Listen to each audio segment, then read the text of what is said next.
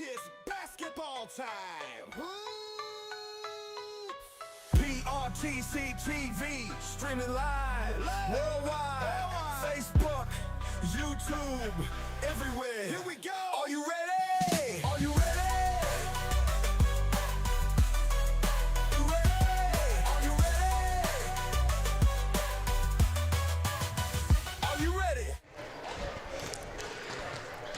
Happy Valentine's Day. Here we are with PRTC TV bringing you a doubleheader because we love basketball on this day of love. Jackson County High School, the place, 49th District doubleheader about to go underway. Going to be one broadcast tonight with two games, all one broadcast tonight on this Valentine's Day, February 14th. Those of you joining us on this Friday, February 14th, streaming live worldwide on our PRTC TV Facebook page and our PRTCT YouTube channel. Thank you so much for taking time out of your Valentine's Day to join us on this Friday. Along with our camera operators, TJ Isaacs, a belated birthday.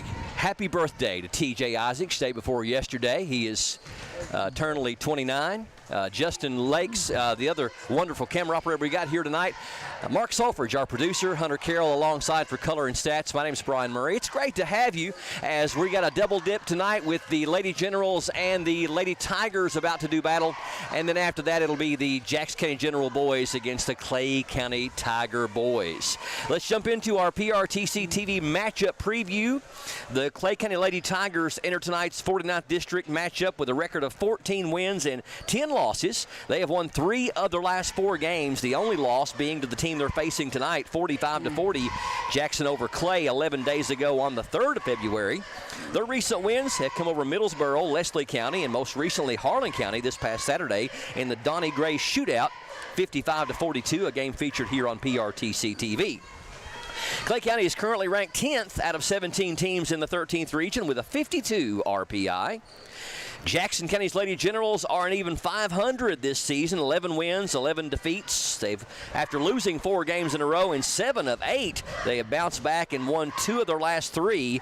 Sandwiched around a loss to North Laurel, they have had wins over the aforementioned Clay County and most recently knocked off the number 2 team in the 14th region in Perry County Central at PCC, 53-35.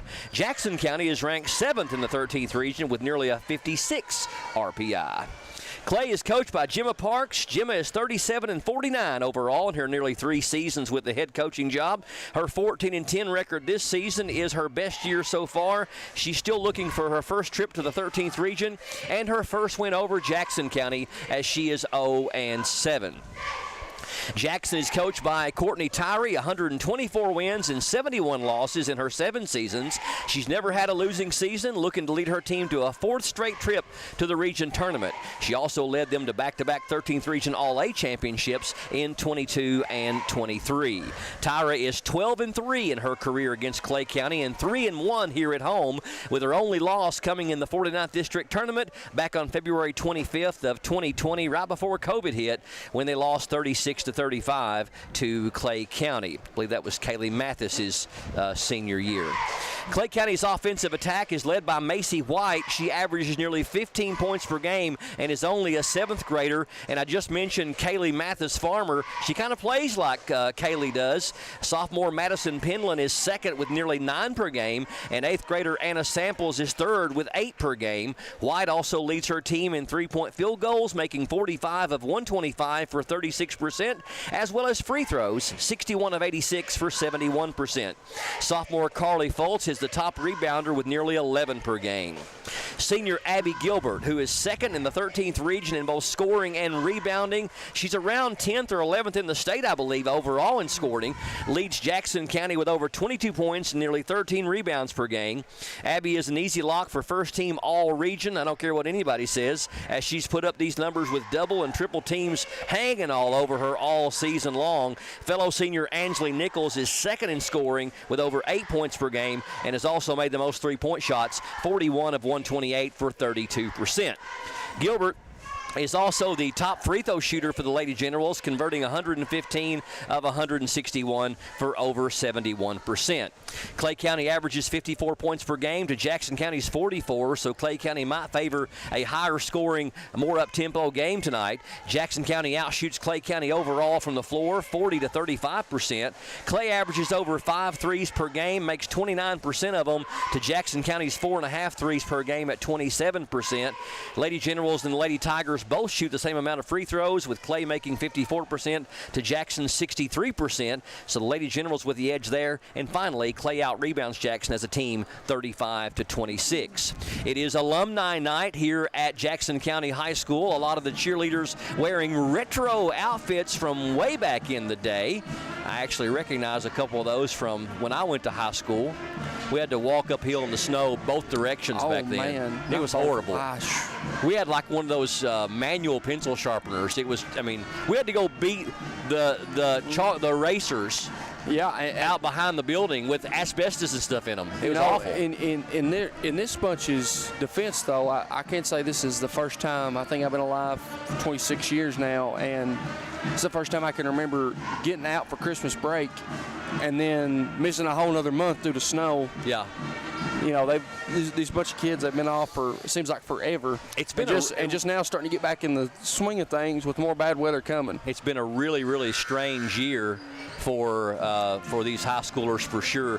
Final thing, in head-to-head matchups over the past 25-plus seasons, these teams have played each other 64 times. Clay has won 34 to Jackson County's 30, so pretty even since 1998. The Lady Generals won 13 in a row from 2000 to 2004. Clay's best run was from 2005 to 2018, winning 29 games in a row. Since 2018, they've clashed 16 times, with Jackson County winning 13 of those 16, including the last 9 in a row. Clay's last victory over Jackson was March 15th of 2021 in the district tournament, 49 to 47. First matchup, I know we didn't have a chance to call that game together. Abby Gilbert only had 4 points in the first 3 quarters, had 7 in the fourth quarter. You ran stats for us that night. She had over 20 rebounds, but she was frustrated offensively all night. Coach Gemma Parks from Clay County had a great strategy, and it almost worked. Yeah, and you know, really and truly, I think, you know, it did work to an extent. It was just that, you know, Jackson County's role players stepped up, Brian, and made the bigger plays. You know, Bailey Berry, you know, as far as I know, probably her season high. I don't know if it was a career high. Really stepped up in that game and kind of took ownership and kind of forced Clay to have to make those adjustments and different things like that. And, you know, you kind of flip over to the side on the Jackson County side defensively, you know, I feel like that they did a good job as well of taking White away until the fourth quarter. You know, she didn't get going until that fourth quarter as well. So to me, Brian, I think, you know, with this matchup, and obviously the district's played out, these two teams are going to play again. The way it's laid out, I think it's going to be which team's other pieces can contribute the most to make the winning plays. I think it's going to be, you know, Gilbert and White are both, you know, Gilbert kind of on her last leg being a senior, and White just being a 7th grader. You know, she's coming and, you know, try to restore that legacy and tradition of Clay County Lady Tiger basketball. But, you know, I think it's going to come down to which one of those two players, you know, they're going to get theirs, but which one of their teammates are going to be able to go with them. These two teams will meet again here in just a couple of weeks. Matter of fact, less than 2 weeks, the week of the 24th on this same floor in the district tournament. Hannah Jackson also had 3 big threes in that win over at Clay County, 45 to 40. And I think we had a big 3 from Angela Nichols late in that game, and Sammy Creech had a big shot. So you're right, the role players did a lot. We're going to step away for a quick break, but don't go anywhere. We've got 49th District girls basketball action straight ahead. It's going to be the visiting Clay County Lady Tigers taking on the home team, the Jackson County Lady Generals, up next on PRTC TV. There's so many great things about life in gig country, and PRTC is proud to be one more. A local internet provider with all the speed and reliability your family needs, backed by hometown service and support. Whether you need to just check email or power multiple Wi-Fi devices all over your home, we've got the right package for you. Stop by one of our friendly offices, give us a call, or visit us online to learn more. PRTC, your local internet connection. At Appalachian Wireless, you're not just a customer, you're family.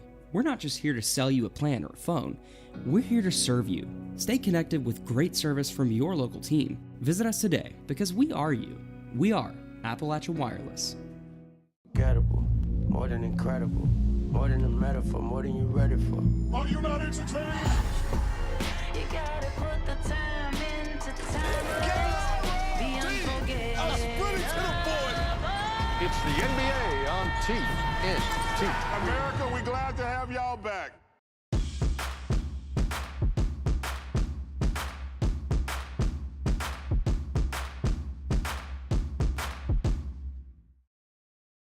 Are you working online from home? PRTC needs your feedback.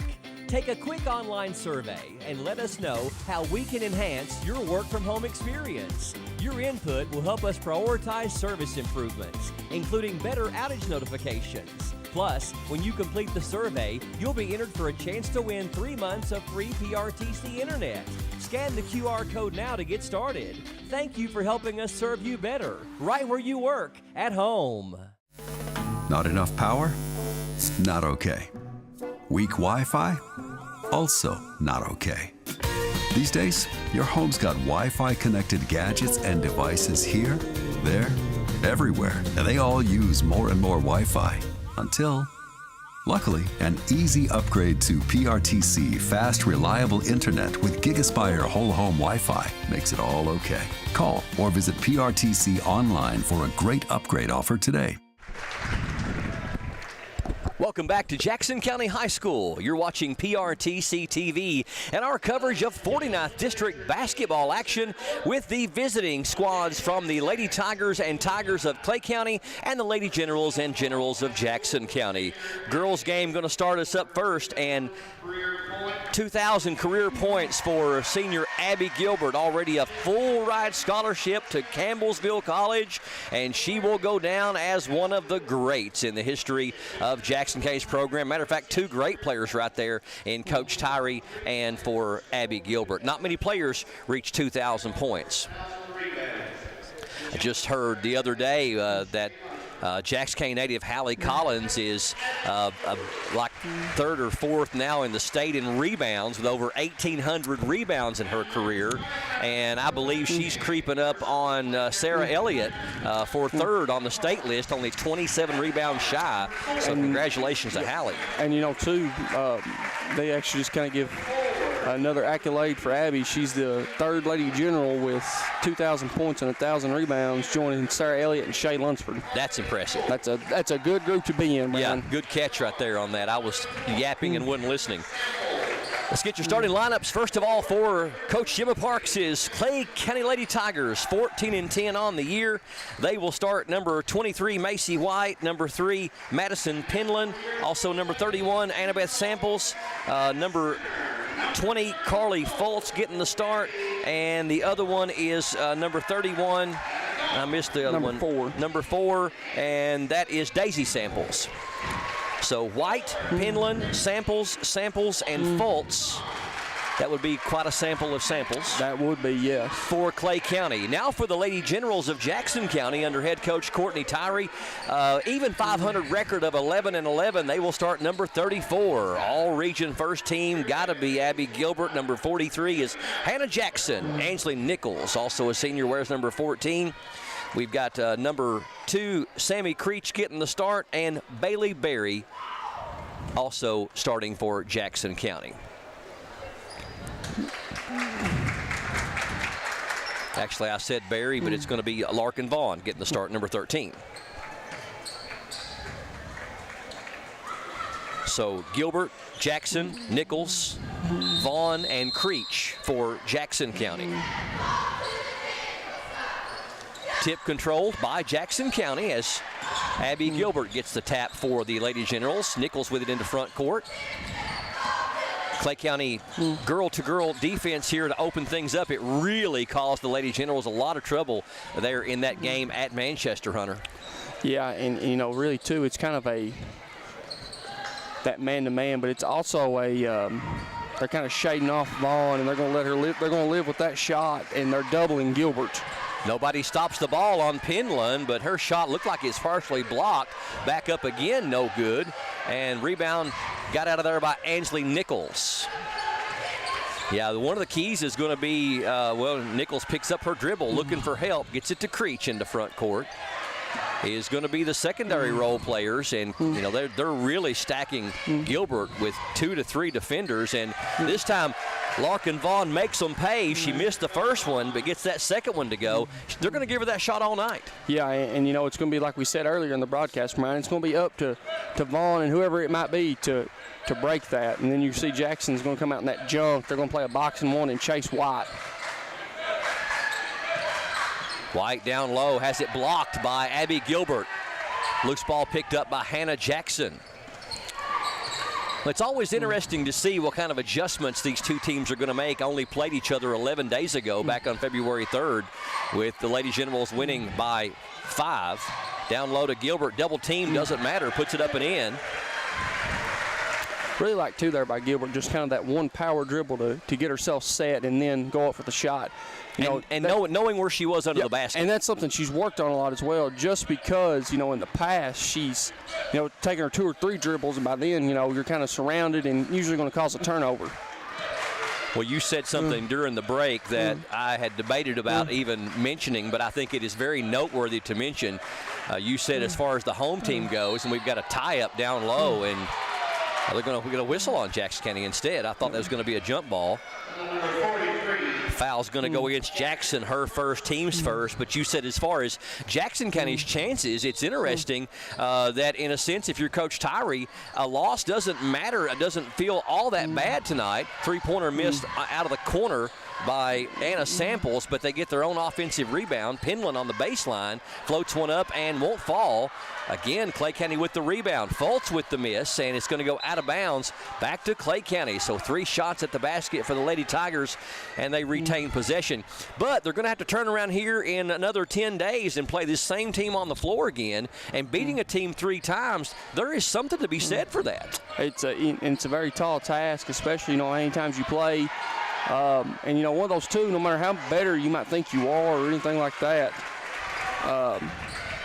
what it can come down to as well, Brian, is that, one thing that if you're Coach Tyree and the Lady Generals, you don't want to give this Clay County team any hope or confidence that they can play with you. And I think they've already done a very good job at that, just because in that first game, Clay led for a good portion of that game as well and kind of had them on their toes and this, that, and the other. So it's one of those kind of that real fine line of how you want to handle it. It just kind of depends on the coach and your team, but it's one of those, kind of taking that approach of, cutting the snake's head off and thinking that, there's no way that they can play with them with that mental breakdown. Nice steal there by Vaughn on the pass, and she's playing good basketball here in this first quarter. Feed down to Gilbert. Gilbert avoids the contact, can't get the shot to go, gets her own rebound, and puts it back up and in, and draws the foul. So Abby working hard down low. We had a bucket there by Nichols, a very confident play down in the paint. Macy White with her first points for Clay County on the other end before that on Clay's 5th shot in the paint, or in the offensive play there. Samples picks up the foul, her first, team's first, and Gilbert can't get the free throw to go. She shoots over 71% from there. And Jackson with the early advantage, 8-2, and we've almost hit the midway point here in the first quarter.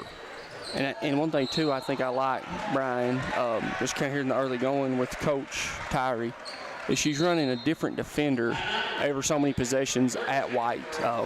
Ansley started the game on her, Nichols, and then she switched over to Barry when she made that substitution just then. So I think that's going to be something, too, interesting, kind of maybe keep a set of fresh legs on White to kind of contain her and just kind of run her down.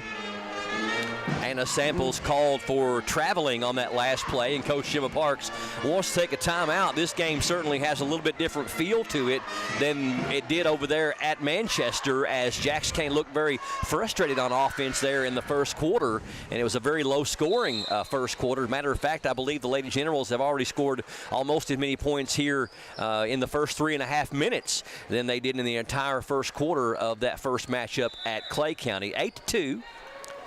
A reminder, we will be your home for the 49th District Tournament the week of February 24th. That's week after next. Bailey Berry checks in during the timeout, replacing Jackson. Shot missed by Vaughn. Rebound to Gilbert. Over to Creech. Top of the key to Ansley Nichols. Vaughn going to be guarded this time. Feed it down low to her. Can't get the shot off. Back out to Abby. Abby down low to Ansley, up and in. Good move. Ansley Nichols playing confident, really aggressive down low.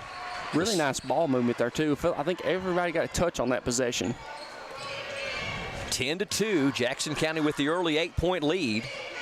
One thing, too, that you need to realize about this Clay County squad, nice turnaround there by number 31. That's Annabeth Samples, her first points, 10-4 now. Samples did a really good job, too, there, kind of setting that screen on the defender chasing White, and was able to kind of keep herself open there in that situation. So really nice set there by Coach Parks of trying to get into that middle of that box and one. Creech loses it in backcourt, but it's going to go out of bounds off of Clay County. And Creech going to get a break. Blake Lynn Fee checks in. She hit a big three-pointer against Clay County. She sure did. In that second half, it was very pivotal. But this Clay County squad, they have like 10 of their 15 players. Barry loses her footing. Nice job to save it, but Vaughn can't get the handle on it. Picked up by Clay County's number 4, Samples, and she puts it up and in. Daisy Samples with her first points, and just like that, down to a 4-point lead. But they have 10 of their 15 players are middle schoolers on this team, no seniors. And this squad is going to get better and better as each year goes on. And the future is very, very bright. Vaughn has her shot knocked away, and it's going to go out of bounds, I believe, off of Abby Gilbert, back to Clay County. So Coach Jimma Parks' squad getting some momentum here in the latter part of the first quarter as they've had back-to-back buckets. But Coach Parks keeps this team together. They're going to be hard to handle here in a year or two. And they did a very good job, too. I think Coach Parks did a very nice job with that first time out, Brian, too. Kind of seems like they've really set the tone since then. Nice pass down to Fultz from Penland, and Fultz puts it up and in. That's a 6-0 run by the Lady Tigers. Stolen by White. She took it away from Nichols. White. Around the bend it goes. Number 31, Samples. Can't get the shot off.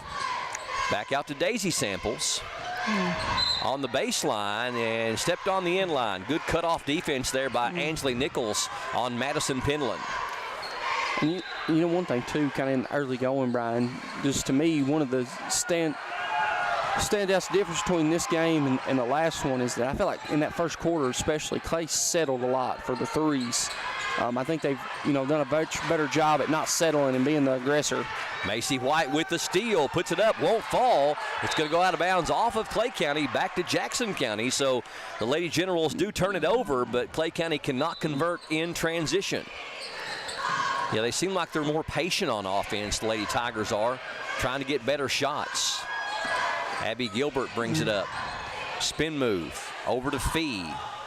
Fee.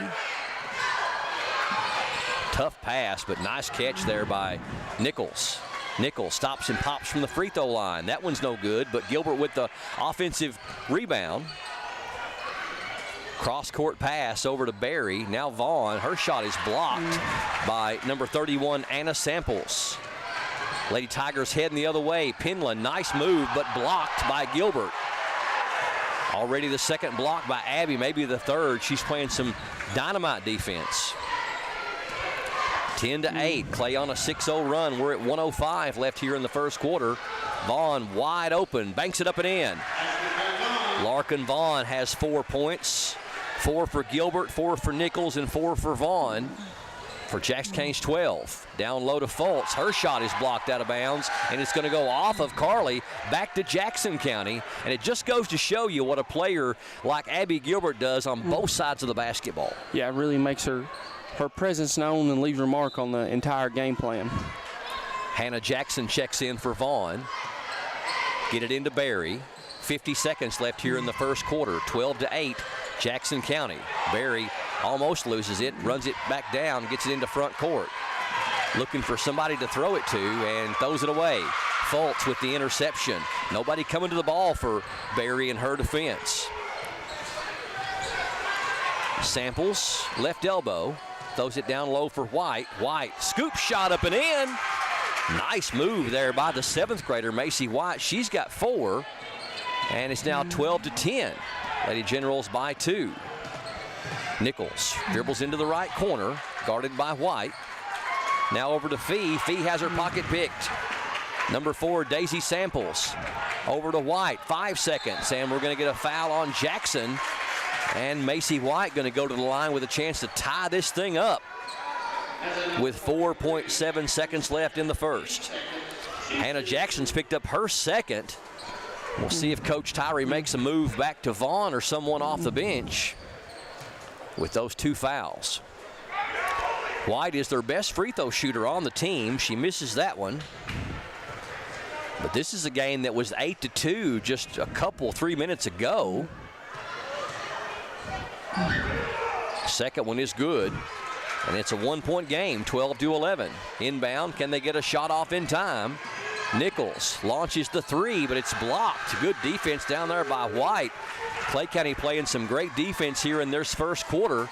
And at the end of 1, we are just about dead even. Lady Generals with a 1-point lead over the Lady Tigers of Clay County, 12-11.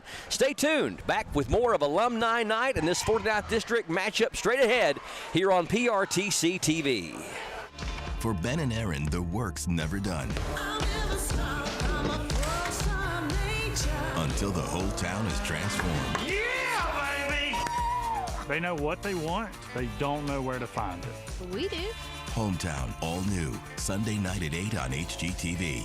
I got it going on.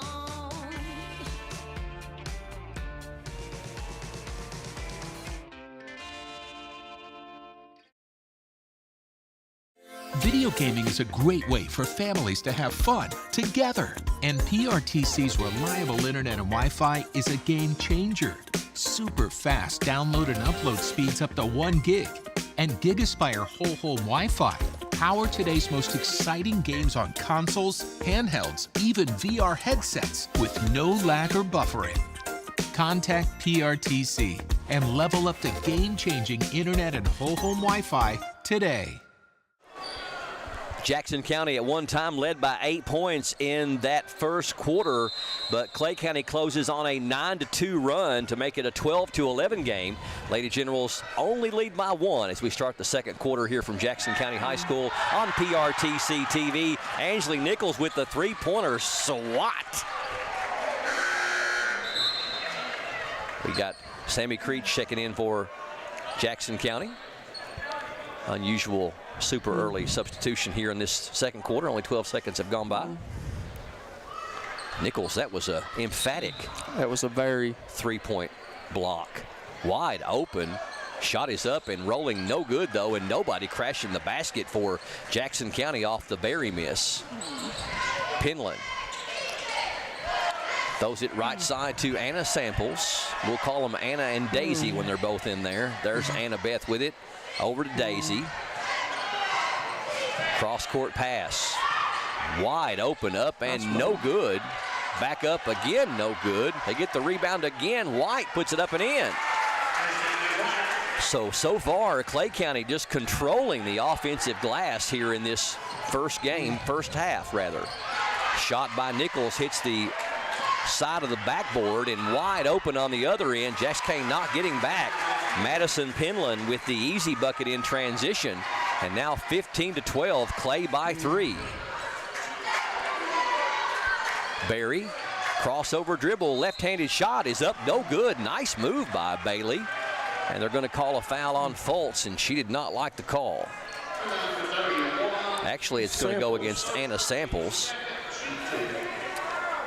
Anna's first, team's first.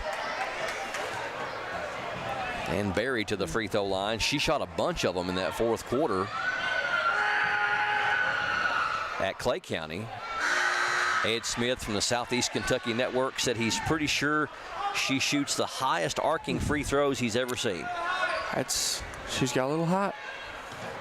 But she made some crucial ones in that fourth quarter. And, you know, really and truthfully, she was the difference maker in that first matchup. Jackson County now 0 of 3 from the line. Clay 1 of 2. Clay leads it 15-12. Again, this game was 10-2. They're on a 13-2 run. Abby Gilbert not getting good touches on the offensive end. White Nice job of getting around Abby Gilbert. She's got 9 already in the first half.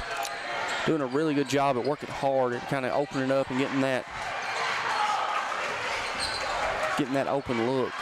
Sammy Creech gets it to Gilbert on the high post. Now to Vaughn. Shot is up and rolling in. Larkin Vaughn, now the leading Lady General scorer with 6 points.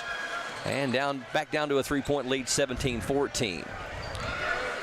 Angeli Nichols set to check in next dead ball for Coach Tyree's Lady Generals. 2-3 zone, down to Fultz, blocked by Gilbert. And she comes out of there with the rebound as well. Sammy Creech into front court.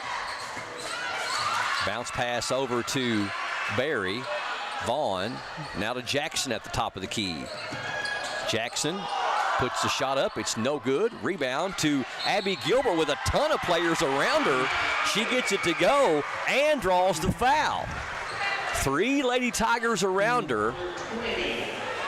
Foul's called on Carly Fultz. That's her first, team second.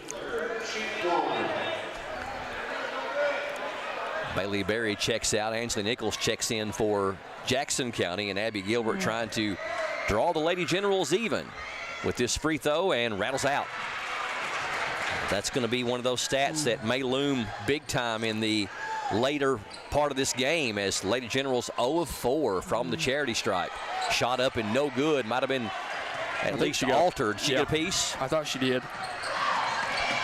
Feed down to Nichols. Nichols not in a great spot to catch it. Gets it to Gilbert, up and in. Abby Gilbert, another tough shot. She's got 8. And the Lady Generals pull ahead by 1, 18-17. Clay County penetrates. Shot is up and no good. And rebound going to go back to Clay County, they're saying. Fee going to check back in for Jackson County, replacing Creech. 4:52 left before halftime. 18-17. Lady Generals by 1. Feed down low. Fultz back out top to Daisy. Down low to White. Shot is up and won't fall. Fight for the loose ball. Picked up by Clay County. Ball thrown away though and picked up by Vaughn, and we're going to have a jump ball. And the possession arrow favors Jackson County, so they'll get it back. Checking in for Coach Gemma Parks is number 32, Harper Rice, replacing Carly Fultz. Is that their first sub? I believe that's the first sub of the game for Clay County. You are correct.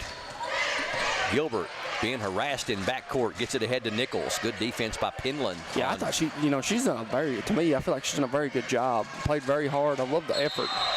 And foul called on White. They're going to say offensive foul called on Nichols. Whew. Really could have went either way. I really believe, from what I could see, there probably should have been a foul on Clay before Nichols got too aggressive. But well, the only problem I don't have a problem with it either way, because they both come a little aggressive. Yeah. Nichols has been chasing White, so it's getting a little chippy. Yeah. But Wilson was not the one who blew the whistle, but he made the call. Yeah. That's the issue I've got with it. Traveling, and then he just made up for it. Traveling called on Daisy Samples. I think she probably did slide her foot, and you can credit that one to Abby Gilbert as well on the defensive side. But Nichols, you can't say that she didn't deserve it, because she made it very emphatic that she was pushing off. And that may have been frustration. Sure, it was frustration. To Nichols, almost a steal. Nichols for a 3. And rushed it. Yes, she sure did. Rebound to Clay County. That's Penland heading the other way in a hurry. Stops and pops. It won't fall.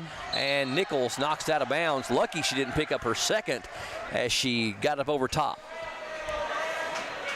But I think you're right. Nichols has had a couple of buckets there, and her and White playing very aggressively on each other. 18-17. Lady Generals by 1. Down low, it goes to Rice. Rice, shot is blocked, but they're going to say Gilbert got her, and I believe she did. Yeah, and I think too, Brian, in my opinion, it was more of a Gilbert really didn't give her a place to land either when she went up. So nice move down there by number 32, Harper Rice. She'll get a couple of free throws here. First one is no good. Both teams struggling from the line. Clay County in only 3 opportunities. They're 1 of 3. Jackson County 0 of 4. Second one no good as well. And a rebound that touches the ground before anybody gets it. That is not good for either squad, but especially for Jackson County. Good pass down from Abby Gilbert up to Larkin Vaughn, and she's fired up. She gets the basket to go and is going to go to the line for a 3-point play opportunity. Fouls on Harper Rice, her first, team's third, and Larkin Vaughn having an outstanding first half with 8 points, looking for number 9 right here. Free throw is good. Larkin Vaughn leading the Lady Generals in scoring here in this first half with 9. That matches Macy White's 9. And we talked about players other than Abby Gilbert for Jackson County that's going to have to step up. And here in the first half, it's been Larkin Vaughn. And, you know, too, I feel like she's done a very good job at kind of accepting that. Nice block again. Great block by Abby Gilbert. Long pass ahead to Vaughn. She could get an easy one and does. Larkin Vaughn in double figures with 11, and Jackson County pulls out to a 6-point lead, 23-17 with 2:55 left here in the second quarter. And we've got a 30-second timeout called by Gemma Parks. You've seen the defense, Hunter, of Abby Gilbert and the blocks she's had, and she's starting to look up, and I really don't think that, you know, we're cherry picking, so to speak, on the other end, but she's had a couple of times there when Abby's had great presence of mind, and to launch that big baseball pass ahead to Vaughn for a couple of easy buckets, and that's really swung the momentum back to the home team. Yeah, and you know, obviously, too, I really like this timeout by Coach Parks in Clay County of kind of that calm down and probably kind of make that adjustment of now instead of sending everyone to the glass, because they've done a very good job, Ryan, at crashing the offensive glass and getting multiple shot opportunities with Gilbert and affecting the game with her blocks like she is. They're going to start sending 1 or 2 girls back because we've had a few girls start to leak out, and we kind of really made them pay. 23-17, Jackson County on a little run right here.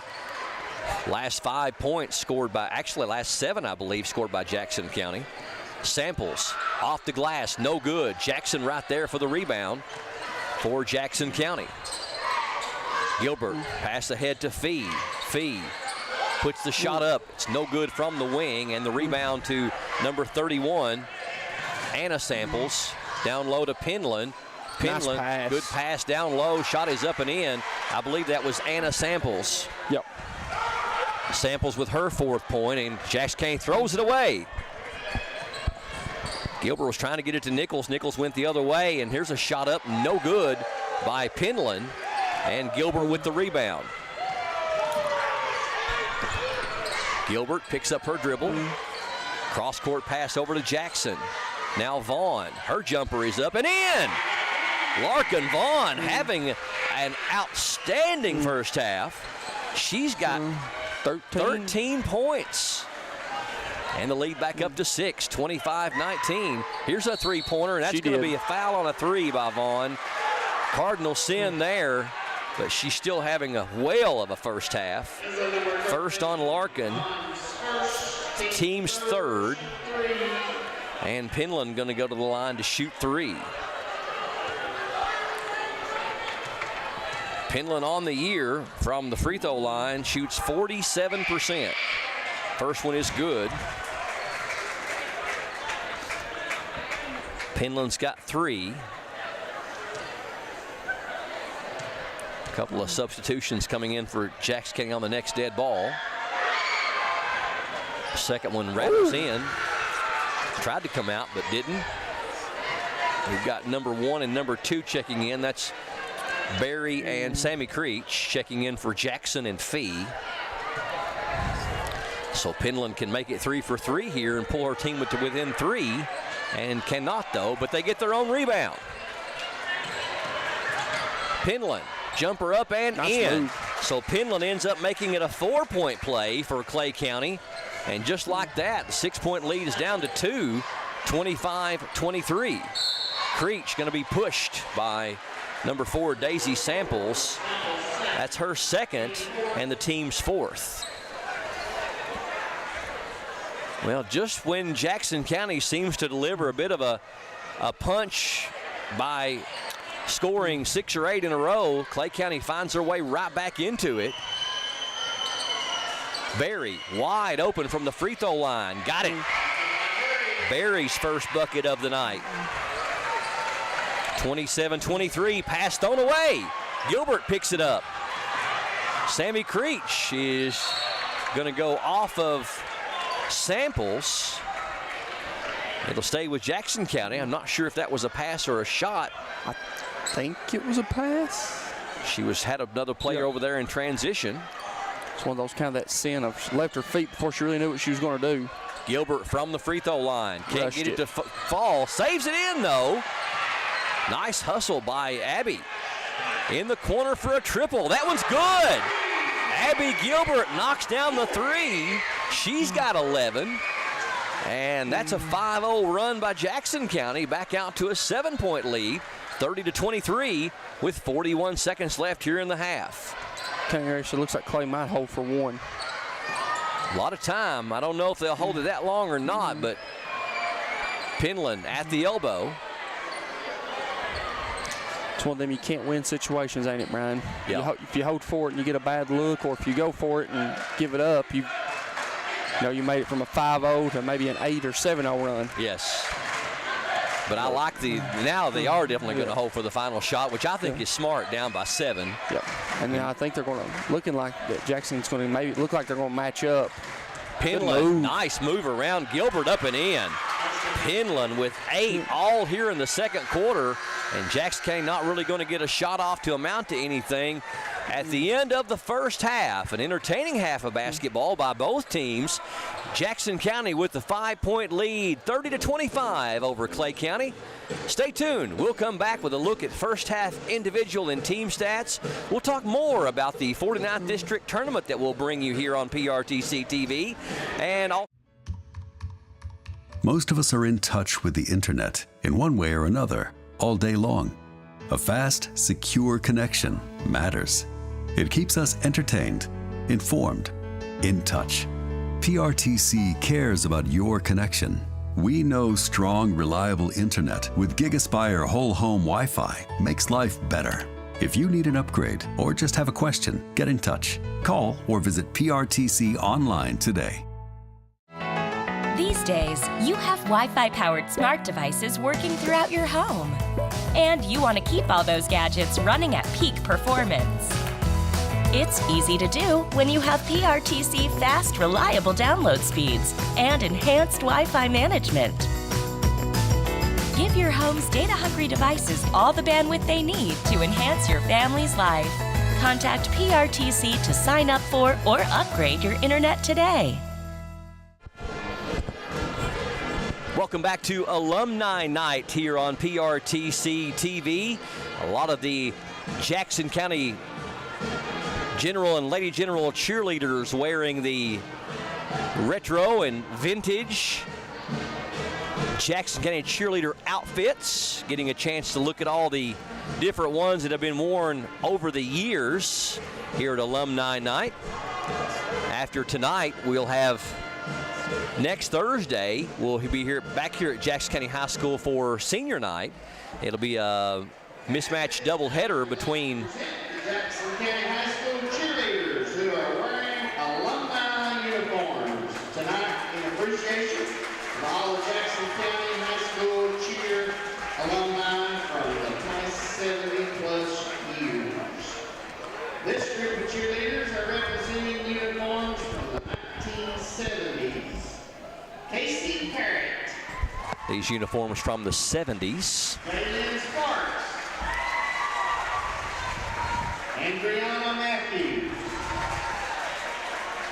And Amber Harrison.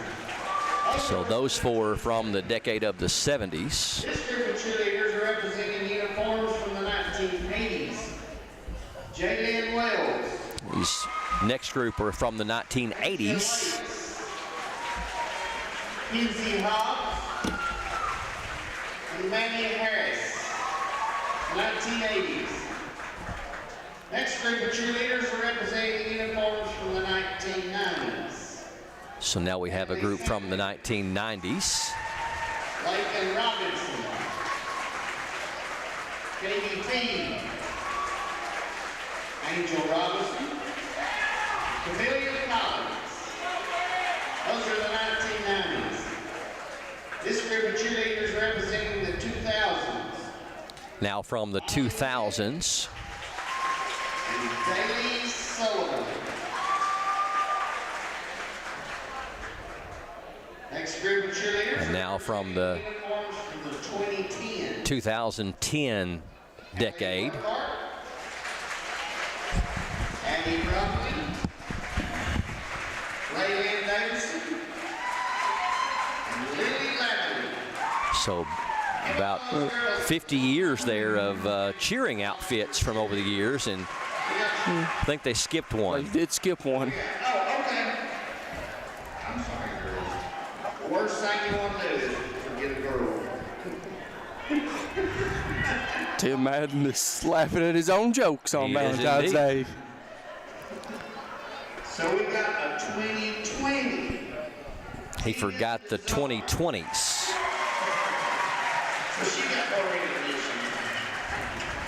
Give them all a big round of applause, you would. The alumni cheerleaders. 70 Cheerleaders wearing the alumni outfits, outstanding from the all the way back to the 70s. Is that all right, Grandma? All right. All right, halftime, 30-25. Lady Generals over the Lady Tigers of Clay County, 30-25 here on PRTC TV. And cheerleaders doing a routine here, and we'll give them an opportunity to be this alumni cheer night.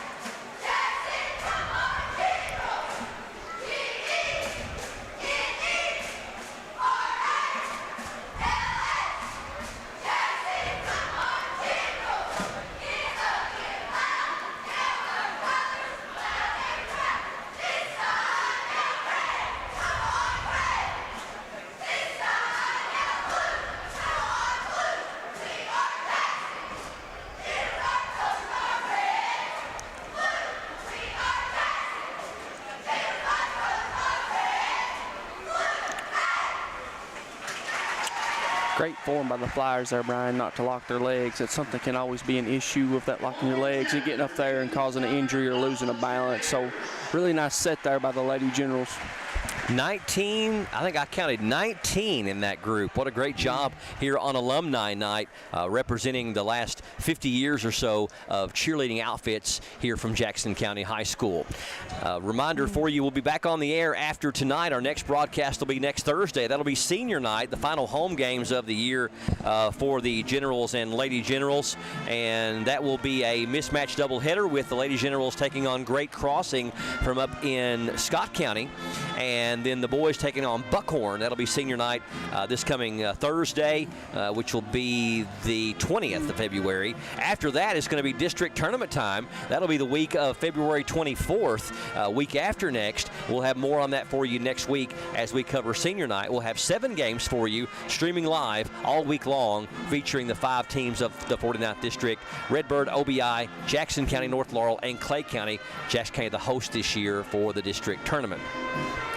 Clay County was outscored by Jackson County 12-11 in that first quarter. Jackson County outscored them 18-14 in the second quarter to bring us to our halftime score of 30-25. Lady Generals over the Lady Tigers. Let's get a rundown on first half team and individual stats. It's time for Hunter at the half. We'll start with Clay County's individual, Brian. You had number 4, Daisy Samples, with 2 points. Number 20, Carly Foltz, with 2 points and 5 rebounds. Number 31, Anna Samples, with 4 points. Number 3, Madison Pendleton, with 8 points and 5 rebounds. And then they were led by number 23, Macy White, with 9 points. Flip over to the Lady General side, Brian. You had number 1, Bailey Berry, with 2 points. Number 14, Ansley Nicholson, with 4 points. Number 13, Larkin Vaughn, with 13 points. And then she led all players in scoring, but then you had Abby Gilbert, who had 11 points, 10 rebounds, and 6 blocks in that first half. If you go over to the team stats, Brian, Jackson County was 12 of 23 from 2-point range for 52%, compared to Clay County's 11 of 28 for 39%. Clay was 0 of 2 from the three-point line compared to Jackson County's 1 of 3 for 33%. Jackson County was 3 of 7 from the free throw line compared to Clay's 3 of 7. Jackson County had 10 team assists compared to Clay County's 3. Clay County did win the rebounding battle, Brian, 18-16. The Lady Generals had 9 turnovers compared to Clay County's 6. Yeah, neither team shooting their free throws well. I think you had them both 3 of 7. I think that was the Lady Generals actually 1 of 5. 1 of 5, okay. Yeah, they were 1 of 5, and Clay County 3 of 7. Hopefully, both teams will start shooting their free throws a little bit better, as that could matter in a close game, as it's only a 5-point game here at halftime with the Lady Generals up 30-25. We're going to take a quick break. We'll step away for 60 seconds, come back with the start of the second half straight ahead. Clay County, Jackson County Girls High School Basketball continues next here on PRTC TV. What makes Appalachian Wireless different? It's our people. Our amazing customer service and sales teams are right here in your community. Visit us today and experience personal service and great deals from your local team. We are you. We are Appalachian Wireless. Every homestead has its unique challenges.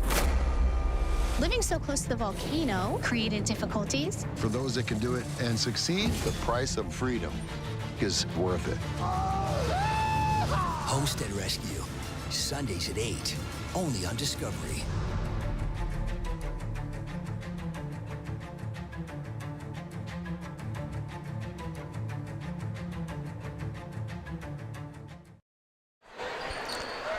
We've called games for a long time. This is my 15th season, and how many years for you now? 3. 3 years? 4? 3 or 4? 3 or 4. I don't know. See a lot. I just come whenever Mark tells me to. See a lot of games that are decided in the third quarter. We've seen it so many times by which teams can make the better adjustments in the locker room at halftime. And Clay County off to a great start there. Good feed down to Carly Foltz. She's got 4 points. Lead down to 3 at 30-27 here on PRTC TV. Clay County and Jackson County. Girls high school basketball. The boys game will follow this one from Jackson County High School. Vaughn had a hard time getting a handle, gets it to Gilbert. And, you know, too, Brian, it can even be just a simple stretch as well. You know, we've seen, I felt like a lot, especially in the games we watched during the Bobby Keith Classic, that teams won games really and truthfully on like a little 4-minute stretch. Vaughn can't get the shot off, back out to Gilbert. Yeah, all it takes is a hot stretch and then holding your own. Feed down to Creech, up and can't get it to fall. Gets her own rebound, though. And dribbles back out. Feed down to Abby, nice catch. Can't get the shot to go, back up again, can't get it to fall. And now we're going to have a tie-up on a jump ball, I believe. And the possession arrow favors Jackson County. So the Lady Generals working hard down there, but can't get the buckets to go. Play just over a minute. 30-27. Jackson County on top by 3. Gilbert over to Nichols. Step back 3 is no good. Rebound into the hands of number 31. That's Annabeth Samples. Over to Penland. Thought about the 3. Gives it to Foltz instead. Up and in. Foltz really playing good here in this opening minute and a half, as she's got all 4 points for Clay, and that 5-point lead down to 1 at 30-29. Gilbert gives it to Jackson, back to Gilbert. Cross-court pass over to Creech. Creech on the baseline, loses the handle on it, gets it back though. Bounce pass down to Gilbert. Gilbert needs to cut there. Got to go, yeah. Down to Jackson on the baseline. She's cut off. Nichols not looking for the pass, and Clay County now in transition. Can't get the basket to fall, but nobody coming back for Jackson County. And Penland with the easy one back up and in. She's in double figures with 10. Jackson County looked really bad on that possession. Nobody getting back after the turnover. Down low, they feed it to Gilbert. Shot is up, won't fall. 6-0 run by Clay County. They're looking for more, and up and in is number 31, Anna Samples. It's an 8-0 run. Coach Tyree still not whistling for a timeout. They'll let them play through it. Clay County up by 3, 33-30. Gilbert has it blocked or knocked away. Clay County again in transition. Jackson County not getting back. Shot is up, no good. They get their own rebound. Back up and can't get it to fall, and we're going to have a foul on Jackson County's Larkin Vaughn.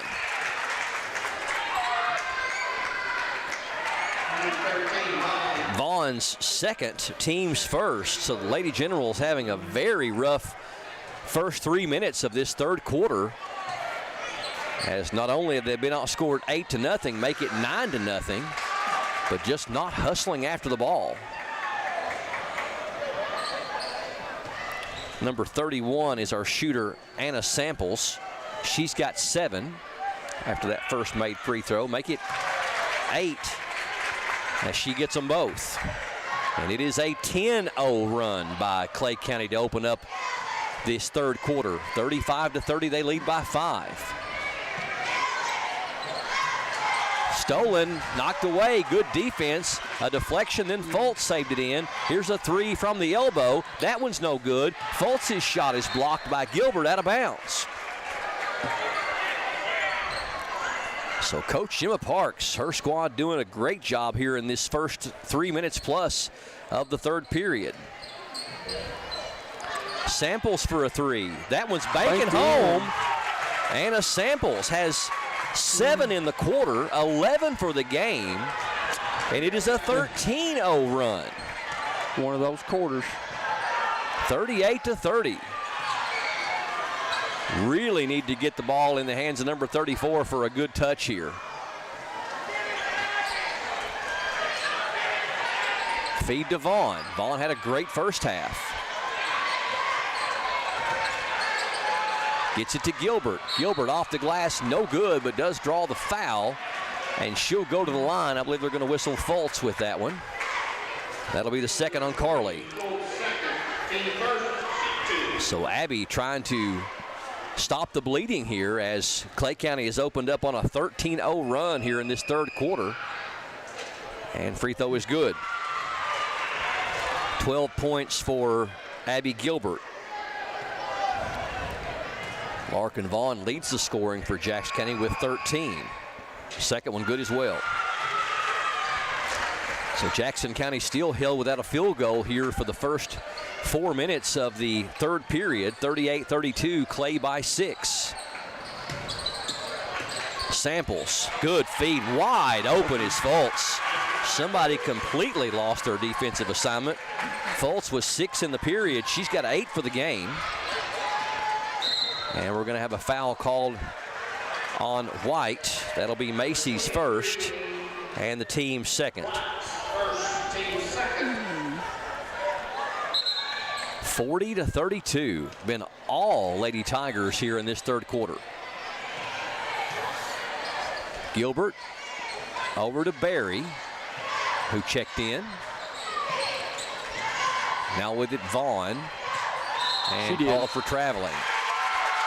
Moment of indecision trying to get rid of the basketball, but Jackson County truly looks like a different team here in this third quarter than they did in that first half. And we're going to have an offensive foul. Moving pick called on Fultz, and that's her third, so she becomes the first player with either team with 3 fouls. Team's third as well. White going to check out. Rice going to check in. And Fultz coming out. Actually, so White's going to stay on the floor. And Harper's getting replaced Fultz. So Fultz goes to the bench for those 3 fouls. We'll see. We'll see how that affects the defense of Clay County as Harper Rice picks up her second and team's 4th. So Clay County starting to rack up some fouls here. And Fultz really important to their game in the paint. And also their rebounding. Feed down low for Jackson. Her shot might have been partially deflected. Clay County heading the other way.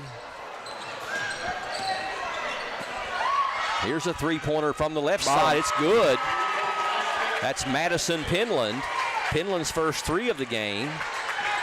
She's got 13. It's an 11-point lead for Clay County. 16-point turnaround. Barry is going to be jump ball called. Good tie up by Clay County, and they're going to force a turnover. They have outscored Jackson County 18-2 here in this third quarter. Been quite some time since we've seen a period like this that's been so dominant on one side of the floor. Unbelievable. Nice move down low. Shot is up, no good. Rebound to Abby Gilbert as Penland couldn't finish. Sammy Creech into front court. Bad pass. Picked up, though, by Nichols. Nichols up and in. First points since the first quarter for Ansley Nichols. She's got 6. First field goal in almost 6 minutes of play here in the third quarter by Jackson County. 43-34.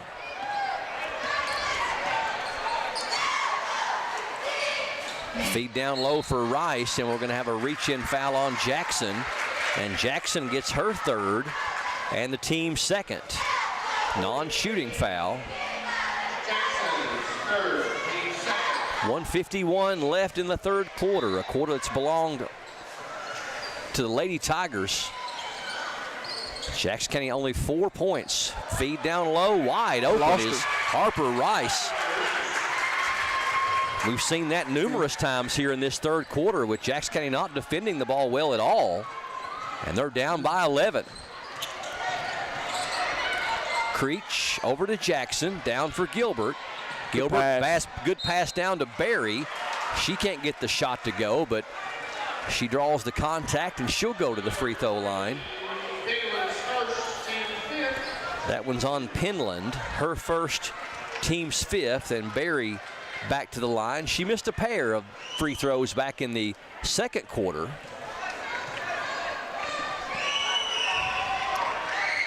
First one is good, right through there. 3 points for Barry. Fee going to check in for Jackson, and she'll come out with those 3 fouls. 45-35. What a turnaround for Clay County. They were down by 5 at the half. Second one is rolling no good. Penland. Over to number 31, Anna Samples. Down low to Rice. Now back to Samples. Samples, short jumper is no good. Gilbert with yet another rebound. Nichols, crossover dribble. Nobody stops the ball, but she can't get the shot to go. Here comes Clay County in transition. And traveling called on Macy White, trying to split 2 defenders. 54 seconds left here in the third.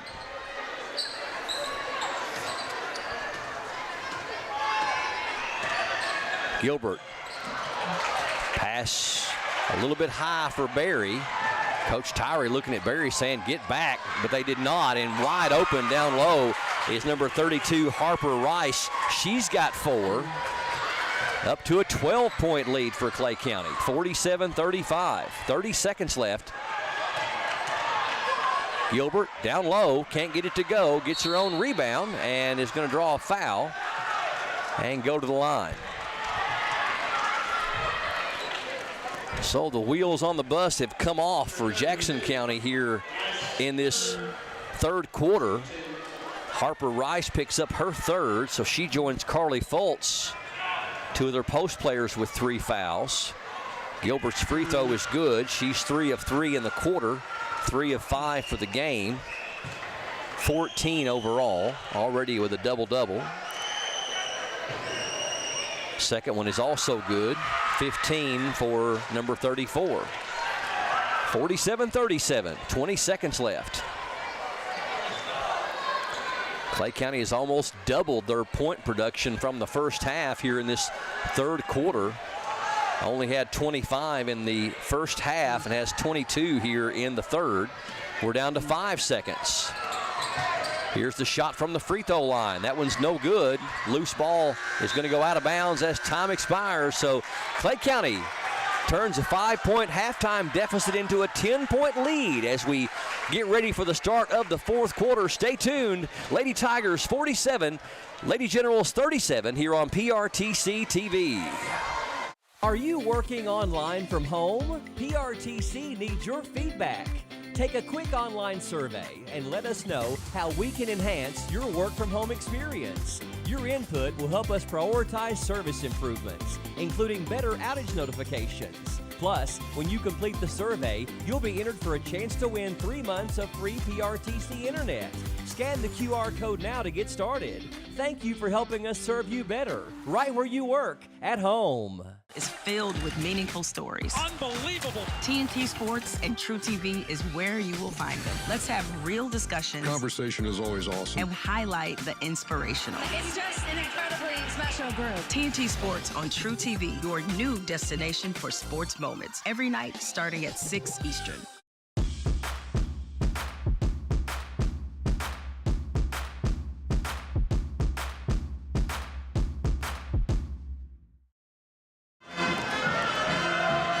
A dominant third quarter there by the visiting Clay County Lady Tigers. They outscored Jackson County 22-7. Look around in the hallway if you can take it to the concession stand. And they have a 10-point lead to open up this fourth quarter here from Jackson County High School on PRTC TV.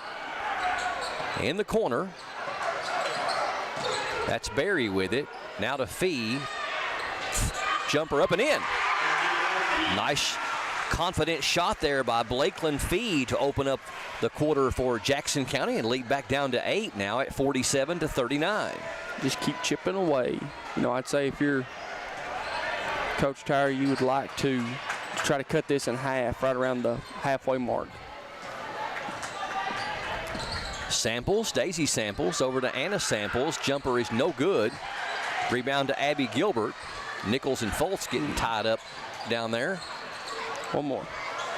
Creech down low to Barry. Barry trying to back her way in. Can't get a shot off and throws it away. Jackson County only with 2 field goals here in this second half. Only 1 field goal in that third quarter. They did have 5 free throws for their 7 points. 47-39, and we've got a full timeout called by Coach Gemma Parks, and we'll keep it right here, 47-39. Reminder for you, we will have the boys game right after this one. Should tip around 7:30 or so. If you're joining us live on this Valentine's Day, February 14th, 2025, this Friday. Happy Valentine's Day to you. Thank you for joining us, whether it's on our PRTC TV Facebook page or our PRTC TV YouTube channel. 2 more broadcasts for you after today. We'll have senior night next Thursday. That is going to be the 20th of February. If you can't come out to the game, we'll have a doubleheader. 2 different opponents for the Lady Generals and Generals. If you want to call that a mix-matched or a mismatched, either way, it's going to be 2 different teams. Jackson County hosting Great Crossing from Scott County, that new high school they built 4 or 5 years ago, or 5 or 6 years ago up there. And then Jackson County boys will play Buckhorn from the 14th region. Senior night on the 20th, and then the week of the 24th, on that Monday, we'll start the 49th District Tournament. We'll bring you the entire tournament, all 7 games here on PRTC TV. And I would say, too, that timeout right there by Coach Parks was probably a red shots right now, kind of layups only. They're going to make them come out and guard and defend. Yep. You are correct. They're going to start eating some time. Yep. And make Jackson County force the action, and they do. Abby Gilbert with the steal. Abby in transition. Stops and pops. Won't go. Rebound to Foltz. Nice job by number 20 to get the defensive rebound. So time definitely on Clay County's side as they're up by 8 with the ball, 47-39. You know, I think Foltz, too, she's had a really good game as well, especially on the glass. 8 points. I got her with 8 boards as well. Nearly a double-double. Creech tried to go for the steal, and Clay County loses out of bounds. So Jackson County has forced back-to-back turnovers. No points yet off those turnovers. Really got to get Abby Gilbert in the flow on the offensive end. She hasn't had a field goal since the first half, and she sails the pass over the head of Barry. And you love the unselfishness from Gilbert, but you kind of see Coach Tyre kind of give her just the go sign. So I think it's kind of getting to that point of put it in Gilbert's hand and let her go make a play. Wide open, down low, Fultz up and in. Fultz now with double figures with 10. Penland is that out. I just feel like she's made a really big impact on this game. Barry down low, can't get it to go. Going to go out of bounds. They're saying off of Fee. Back to Clay County.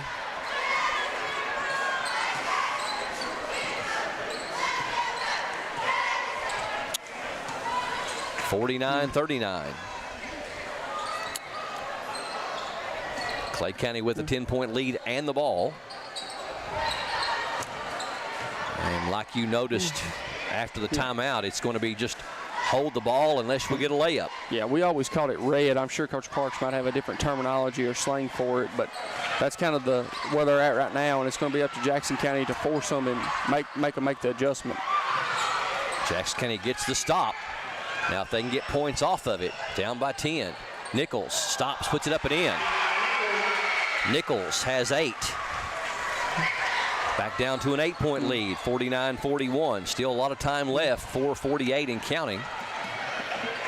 And it's one of them too, Brian, for a Clay County team, very young, as you said. I believe 10 of the 15 players are in middle school. Yes, no seniors. This is a very good moment and test for this team of being up late game situation, seeing how you respond and how you can handle that adversity, be able to milk the clock without making a mental mistake. Well, in all reality, this game doesn't mean anything except for bragging rights, so to speak. The big game is going to be week after next. Yep, and it's one of them too, though. I think it's the ultimate confidence boost. Fultz got a foul on the floor, so no free throws. That's going to go against Abby Gilbert, her second, only the team's first. So Jackson County dodges the bullet there as far as the basket down low. 30-second timeout called by Coach Tyree. 4:04 left here in the fourth, 49-41. And if you're Coach Tyree, what are you telling your team? Down 8 with 4 minutes to go? I think it's one of those, I said earlier that you would like to try to have it cut in half or anything like that, kind of she's drawing up her set there. But it's one of them too, just, you got 4 minutes left, you're down 8. If you can cut it to 4 with under 2 to go, and then, that last 2 minutes, you've just got to find a way to win it by 4 or tie and, go to overtime. So I think it's just one of those, you got to chip away. There's no 8-point play, but I think these next 4 minutes are going to be broken up into two-minute segments, Brian, and it's can you go on basically an 8-0 run in those 4 minutes or, find a way to cut it back to 8. Possession by possession. Every possession is going to count here for the Lady Generals as Penland gets set to trigger it in, gets it into Fultz, and it's going to be on the ground, and we're going to have a jump ball, and the possession arrow does favor Clay County, so that may result in an extra possession for Jackson County if there's another tie-up. But for now, it stays with the Lady Tigers.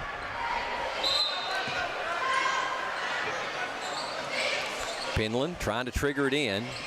Gets it into Samples. Now over to Daisy Samples. And at some point, you're going to have to do just what they did. That or come out of that zone. Barry picks up her first, team second. Still 2 more fouls to give with 3:50 left. Clay County not a great free throw shooting team. Jackson County better, but still not a great free throw shooting team.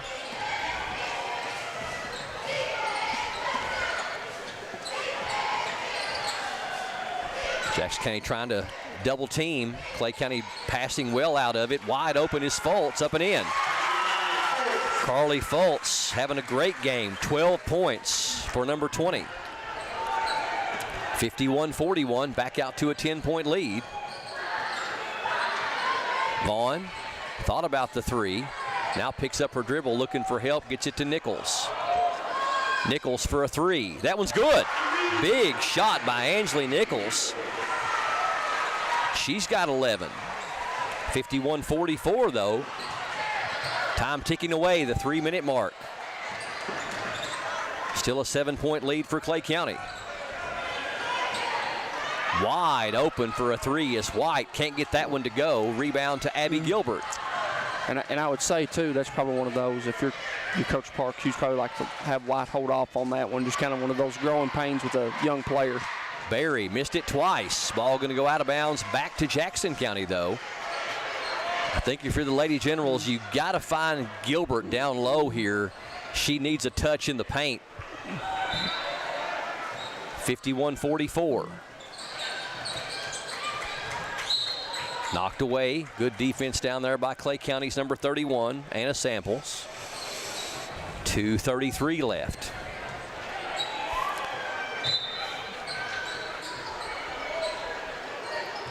Inbound to Vaughn. Vaughn has it knocked away. Good defense by the Lady Tigers. Stolen back by Gilbert. Gilbert's going to be fouled as she goes up. So Abby really turned that possession around. Foul's going to go against Daisy Samples, her third. Only the team's first, so Gilbert, no field goal since the first half.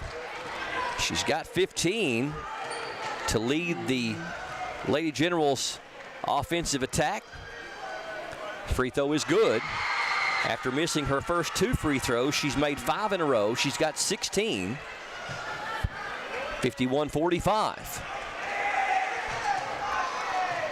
2:26 left in the game. Second one is rolling in. 6 in a row for Abby Gilbert. 51-46. Down to a 5-point lead. Closest Lady Generals have been in a while. Clay County tipped by Nichols. Probably stopped an easy bucket down there. Fee gets it to Gilbert. Gilbert over to Barry. Barry through the screens.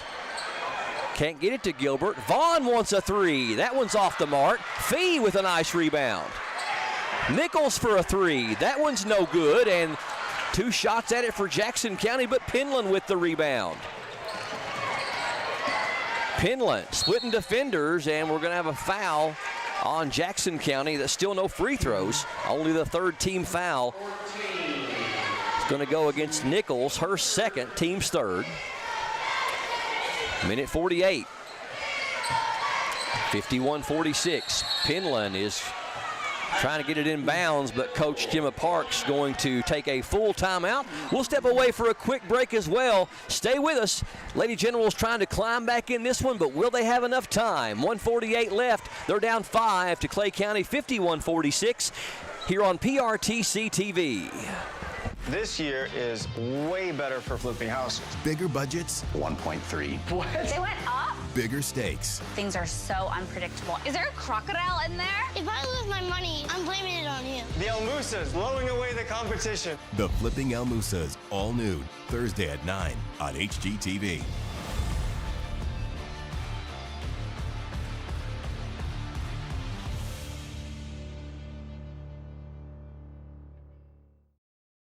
If your outdoor projects call for digging, you need the right tools, including one of these. It's never been more important to call 811 or visit call811.com to locate underground utilities before you dig. Essential connections to your home are just below the surface and can be easily cut. So use one of these tools to call or go online and know what's below. This message provided as a public service by your friends at PRTC. Welcome back. 1:48 left on the clock. 51-46. Clay County by 5 here on PRTC TV. They inbound it deep into backcourt to Daisy. Now over to Penland, and we're going to have a foul. Thought Penland might have got away with the travel there. It was close. Did a really good job, though, there to split the double team. Fee was coming, and she did a really good job of being able to split them. Fee's first, team's 4th, so the next one will put Clay County on the line. They inbound to number 31, Anna Samples. Samples double teamed, gets it over to Daisy. Knocked away by Abby Gilbert. Here comes Barry into front court. Left side to Fee for three. Short. That one's short. Rebound ran down by Barry. Good offensive rebound. Down low to Gilbert.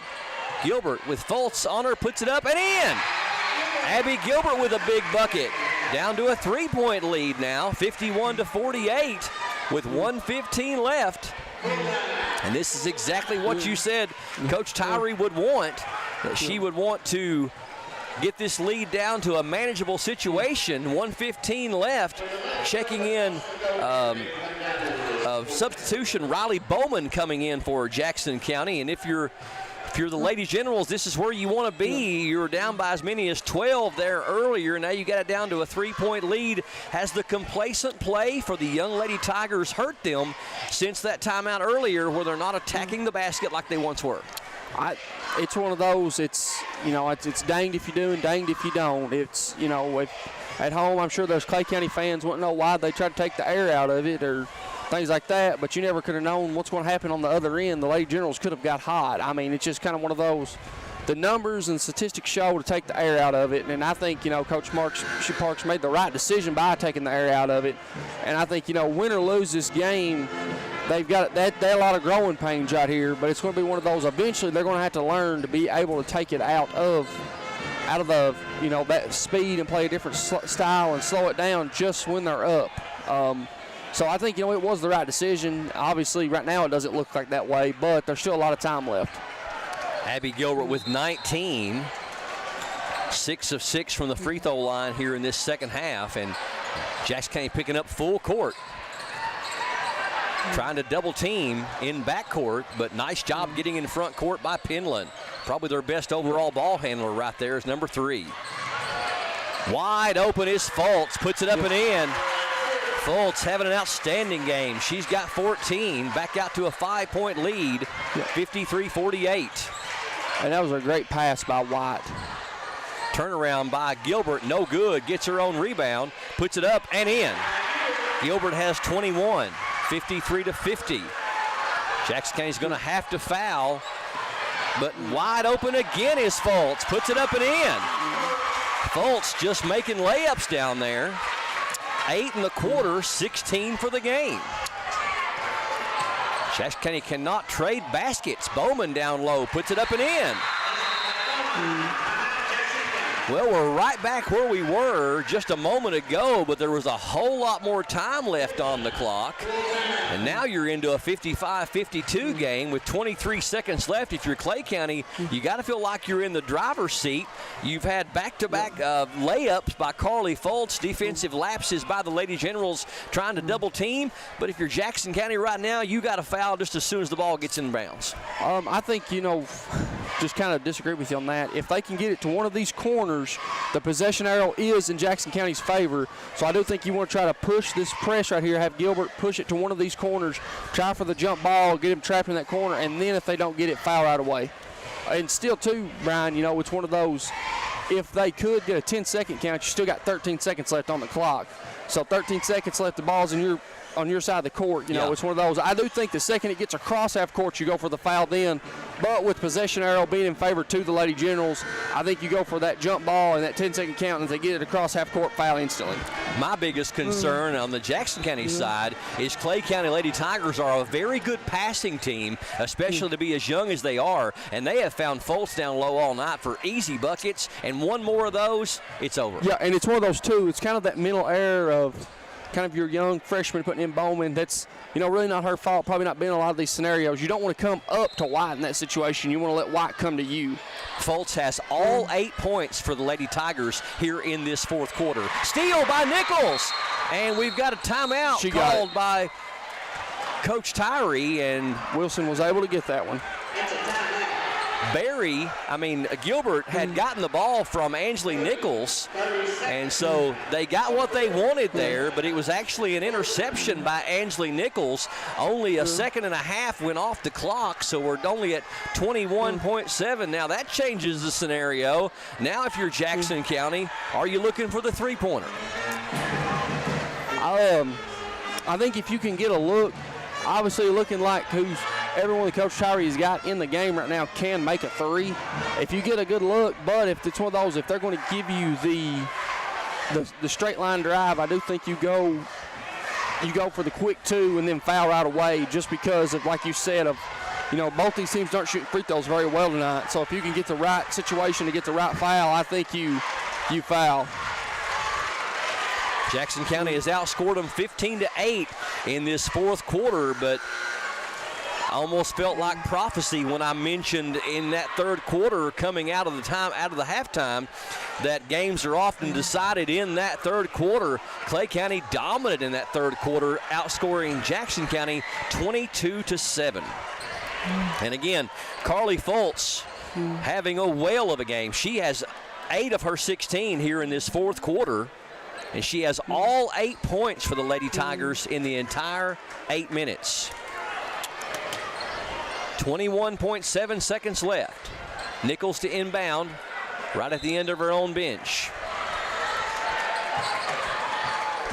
She had Berry for a moment. She gets it into Gilbert. Gilbert trying to drive, gets cut off, gives it to Nichols. Nichols over to Creech. Creech throws it away. Penland with the steal, and that is big, as that's going to put Penland on the line with 11 seconds left. Chance to make it a 2-possession game. Berry had no choice but to foul her. Berry second. And Penland can make this very difficult for the Lady Generals here.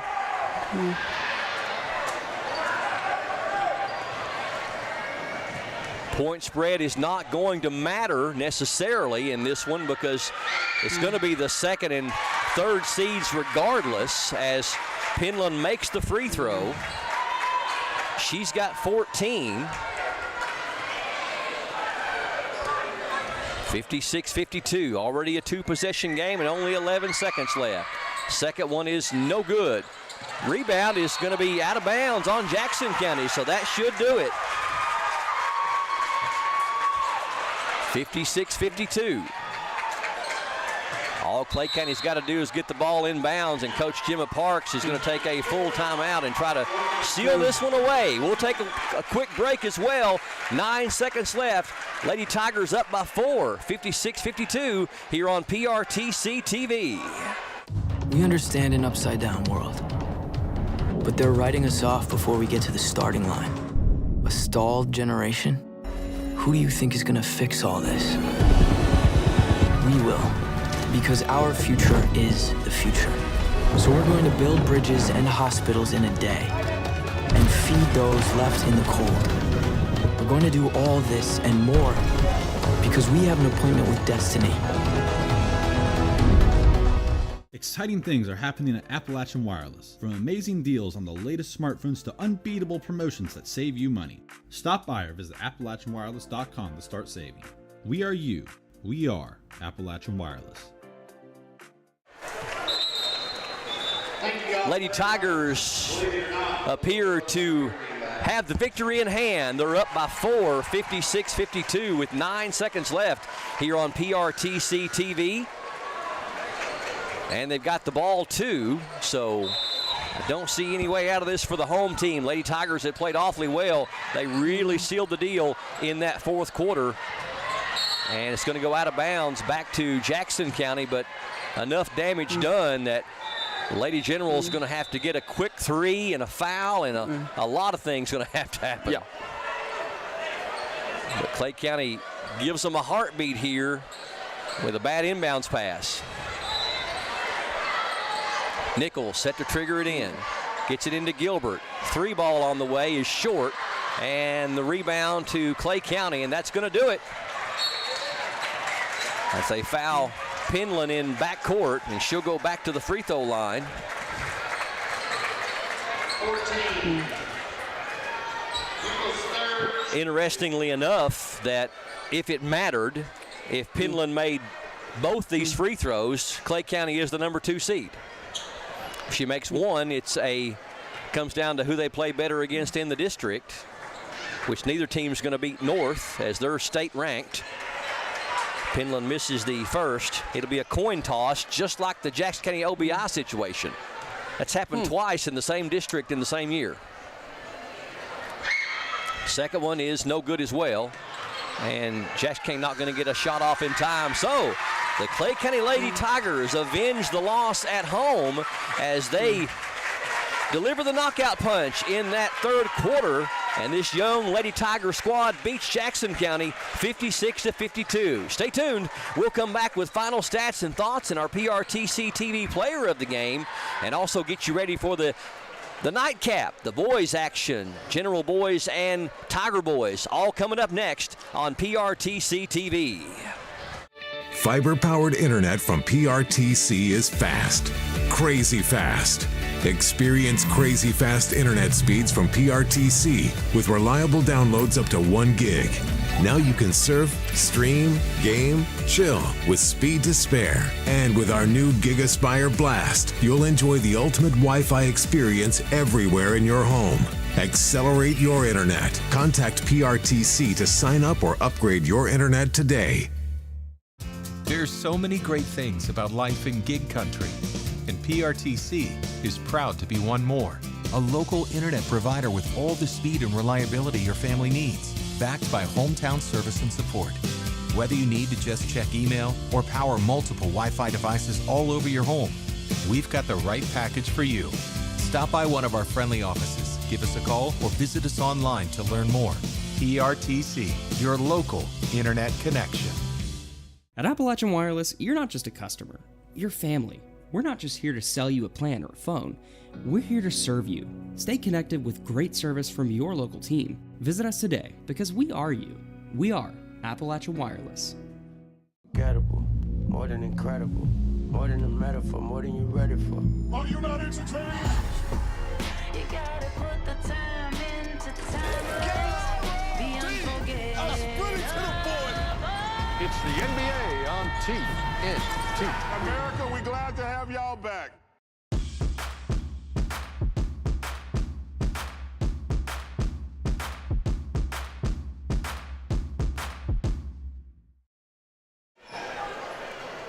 It was a great 49th District matchup here at Jackson County High School between the Lady Tigers of Clay County and the Lady Generals of Jackson County.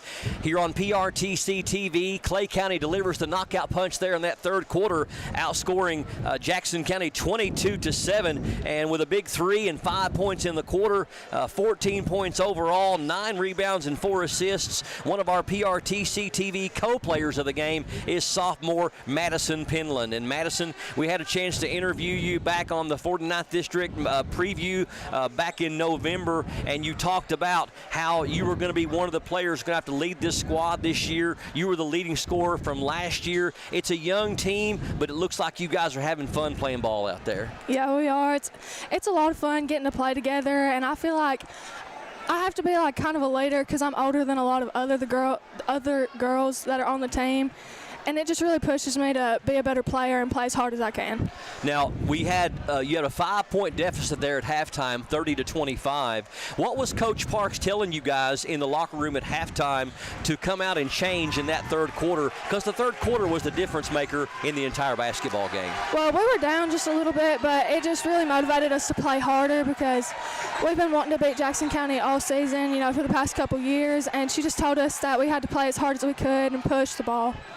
You line up against a player like Abby Gilbert. You saw her get her 2,000 points ball. She's a great player, a great athlete, going to be a great college player at Campbellsville. You all paid her a lot of attention tonight, and she drew a lot of defense. I felt like you guys did a good job because you drew her defensively for part of the game as well. Yeah, she's a great player overall. She's a lot older than us, but we just did all that we could to kind of hold her back some. So we just played as hard as we could against her. You all lost by 5 to Jackson County at Clay County, 45-40. You get the 4-point win tonight. You know you got to come back here in about 10 days or 9 days or something and play these girls again. This has got to be a good confidence booster to know you can win on the road against this team because you got to face them one more time. Yeah, we're going to be preparing. We'll play as hard as we can to get the win. Madison Penland, great game tonight, 14 points, 9 rebounds and 4 assists. Hand off to your fellow super sophomore, Carly Fultz. Go ahead and hand her the headset there. We'll talk to Carly for just a moment as well, as she had a really, really big game, had 16 points and 8 rebounds. Great game, Madison. Great game. Come on over, Carly. Now, I know that you know who my niece is, don't you? Holly Fultz. Well, no. That's it. My niece is actually Summer Parker. Really? You didn't know that? No. You did not know Summer's I did my not niece? know that. Yes, I'm married to her Aunt Allison. And did you hear me the other game talking about how Macy wears Kaylee's jersey, number 23, and you wear Summer's jersey, number 20. Did you hear me talking about that when I interviewed Macy? I think I did, yeah. Well, now, one thing about it, I think you and Summer kind of play alike. I know Summer's watching. Hello, niece. We love you. 16 points, 8 rebounds tonight.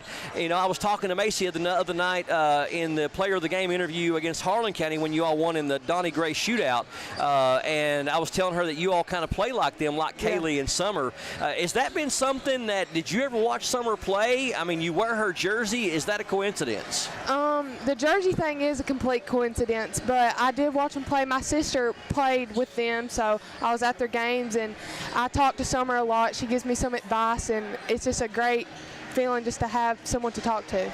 Now, you really do a great job down in the paint, and you drew a lot of the assignment of Abby Gilbert. You guys were double teaming her all night, but it really was pivotal. You had 14 of your 16 points in that second half. You had all the field goals for your team there in the fourth quarter, all 8 points. They only had 9 points in the quarter. You had all 8 of them. What was it like to come here tonight and to face a great player in Abby Gilbert and win on the road here in the 49th District? It's great. We came out a little flat, but we picked it up with a lot of intensity. We came out with confidence. You know, we were preparing, like watching film and everything, and we just played hard, and we came out with a win. You guys seem to be getting better and better, a very young team. 10 of your 15 players are in middle school, but you can feel the tide is turning. I've been watching it all season. Had a chance to interview you, if you remember, back in November before the 49th District preview, but it seems like you guys are learning each other. You're making mistakes. A little flat there in that first half at times, but really came out there in that third quarter and really played extremely well. Yeah, we did. We are a very young team.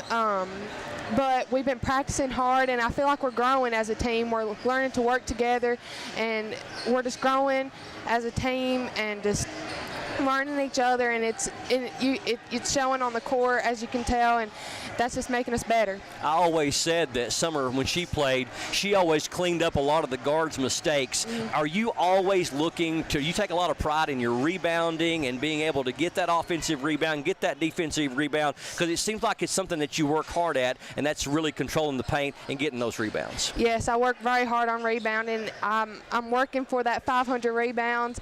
I'm working every position, just trying to get position just to get that rebound. Well, great game tonight. 16 points, 8 rebounds, only 2 rebounds of a double-double tonight. You had all 8 of the 9 points there in that fourth quarter and led your team to victory there at crunch time. And congratulations on being our PRTC TV co-player of the game. Thank you. You can lay your headset right there for me, honey, and I appreciate you so much. Carly Fultz, a big game, 16 points and 8 rebounds. Her and Madison Penland are PRTC TV co-players of the game. Madison with 14 points and 9 rebounds and 4 assists. Give you a final rundown on the stats here from the game. We had, first of all, for Jackson County, we had 2 points for number 11, Riley Bowman. Blakeland Fee with 2 points. Larkin Vaughn had a huge first half but did not score in the second half. She had 13. Bailey Berry with a total of 3 points on the night. Ainsley Nichols in double figures with 11 points. She had a good game. Abby Gilbert with 21 points, 18 rebounds, and 7 blocks for the Lady Generals. On the Clay County side, we had 2 points for Daisy Samples. We had 4 points for Harper Rice. Macy White in the game had 9 points, all of those in the first half. 11 points for Annabeth Samples. 14 points we mentioned for Madison Penland, one of our PRTC TV co-players of the game, to go along with 9 rebounds. And our other PRTC TV co-player of the game, sophomore Carly Fultz, with 16 points and 8 rebounds.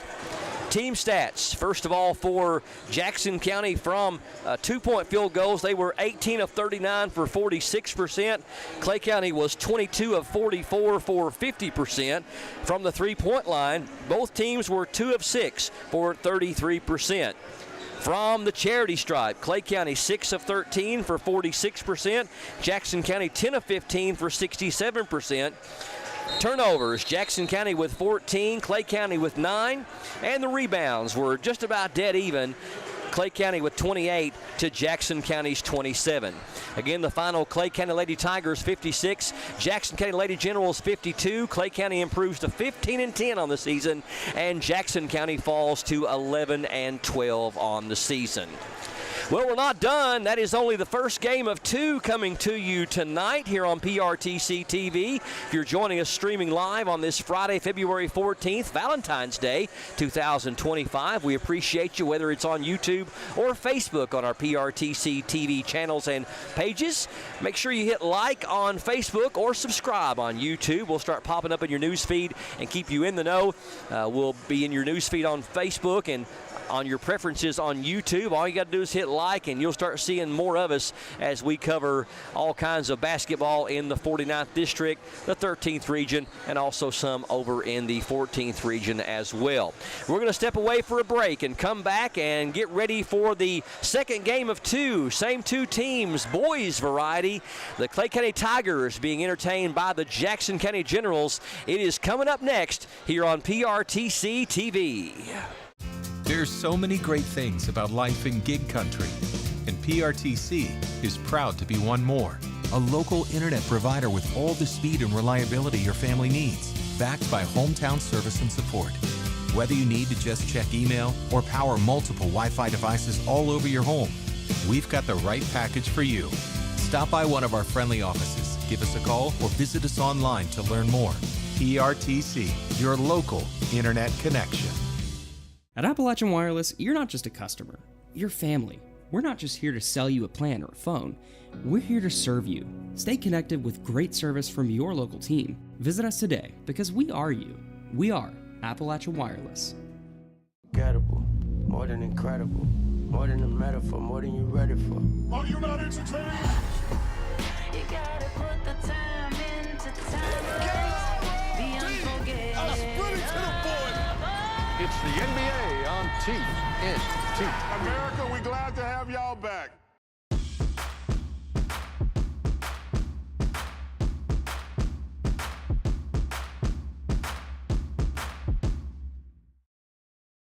Are you working online from home? PRTC needs your feedback. Take a quick online survey and let us know how we can enhance your work from home experience. Your input will help us prioritize service improvements, including better outage notifications. Plus, when you complete the survey, you'll be entered for a chance to win 3 months of free PRTC internet. Scan the QR code now to get started. Thank you for helping us serve you better, right where you work, at home. Not enough power? Not okay. Weak Wi-Fi? Also not okay. These days, your home's got Wi-Fi connected gadgets and devices here, there, everywhere, and they all use more and more Wi-Fi until, luckily, an easy upgrade to PRTC fast, reliable internet with GigaSpire whole home Wi-Fi makes it all okay. Call or visit PRTC online for a great upgrade offer today. For Ben and Aaron, the work's never done. Until the whole town is transformed. Yeah, baby! They know what they want, they don't know where to find it. We do. Hometown, all new. Sunday night at 8 on HGTV.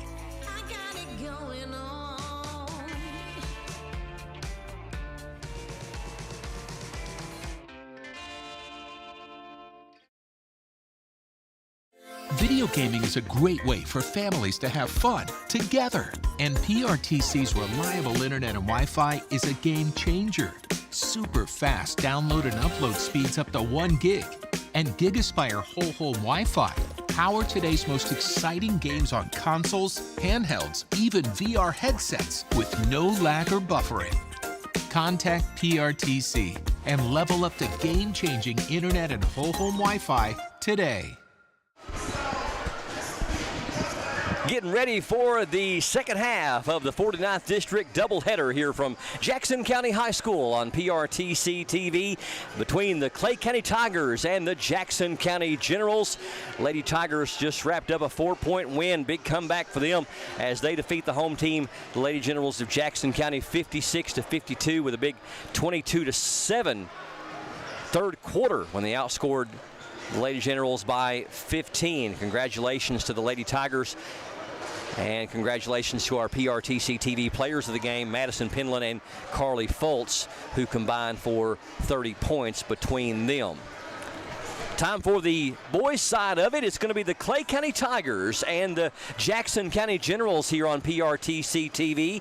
This will be your number 2 and number 3 seeds, just like on the girls' side, going into the 49th District, and the game tonight will not change that outcome. So both the Lady Tigers and Lady Generals will play each other on this same floor. The week of February 24th, we'll be bringing you all of the coverage of the 49th District Tournament. Week after next, we won't know exactly what night it will happen as far as the games. The 24th may be the play-in game on the boys side, with Redbird having a boys team and not having a girls team, but we'll know more about that next week. We'll be bringing you the coverage of senior night next Thursday, February 20th here at Jackson County High School, and we'll have all the nights that we'll be playing for you on that Thursday. So number 2 seed against number 3 seed in the 49th District here tonight. It's going to be the Clay County Tigers, 17-6 on the season for the 24-25 season. They have won 4 of their last 5 games. They are 11-2 over the last 13 contests, so they've been hot. After an upset loss to Knox Central at home, they bounced back to knock off Barberville in their most recent game last Thursday. That was February the 6th. They won by 5, 57-52.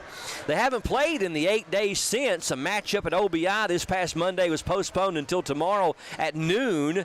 The Tigers will play at OBI tomorrow at noon. The Tigers are currently ranked 4th in the 13th region behind Harlan County, Bell County, and South Laurel, and have a 61 rating percentage index.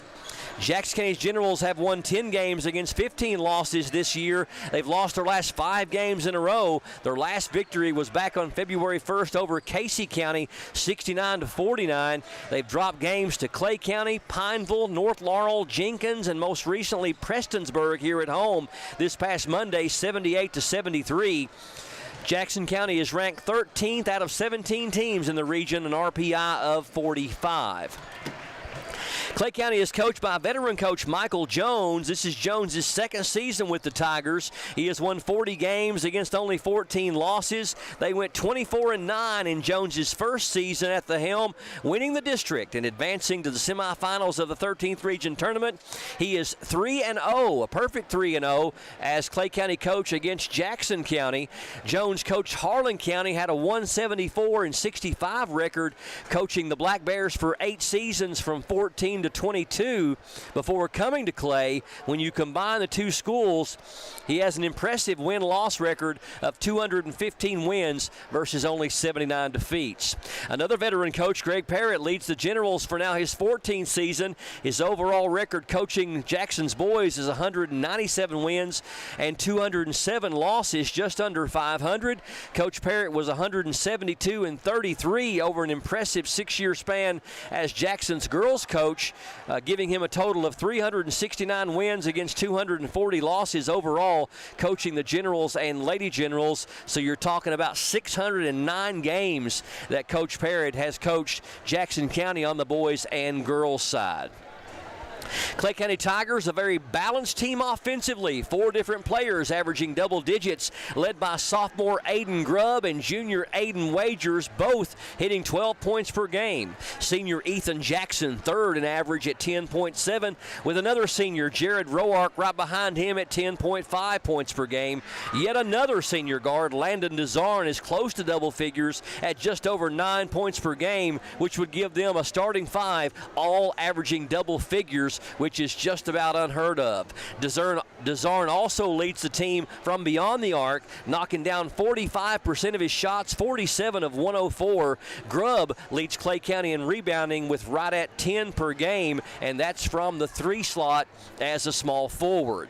Generals are led by senior big man Keegan Ward, who's averaging a double-double of 20 points and over 12 rebounds per game. Another senior post player, Peyton Singleton, gets over 11 per game and is second in rebounding and over 7 per contest. Senior guard Braxton Clemens, third in points, right at 10 per game.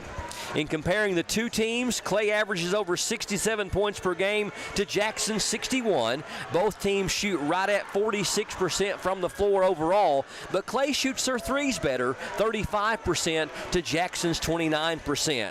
The Generals have a slight edge in free throw shooting as a team, 62% to 58%, and Jackson pulls down 34 team rebounds to Clay's 31. Finally, these two 49th District teams have played each other 59 times over the past 25-plus seasons, with the Tigers holding a considerable head-to-head advantage, winning 51 of the 59 games. Clay won 17 in a row from 03 to 2014 for their longest win streak, with Jackson winning 3 in a row in 2021-2022 for their best run. Clay has won the last 6 matchups in a row. Their last meeting was 11 days ago on February 3rd at Clay County, with the Tigers winning convincingly by 41, 78-37. Grubb led Clay with 21, Roark had 18, Ward led Jackson with 12, and Hunter Carroll coming alongside. This would be a David and Goliath matchup. You've got a 16 spread on rating percentage indexed, and Clay County definitely one of the teams that could compete for the region title at the end of the year. Number 4 right now behind Bell, South, and Harlan County. They're right there in the group of teams that could get it done, but they're having trouble sometimes with a little bit of consistency. Didn't play very well against Knox Central. Well, Knox just had a great game too, but they've had times when they've looked like they could be as good as anybody in the region, but it's coming down to consistency and free throw shooting for this team. Yes, 100%. You know, the consistency is what it,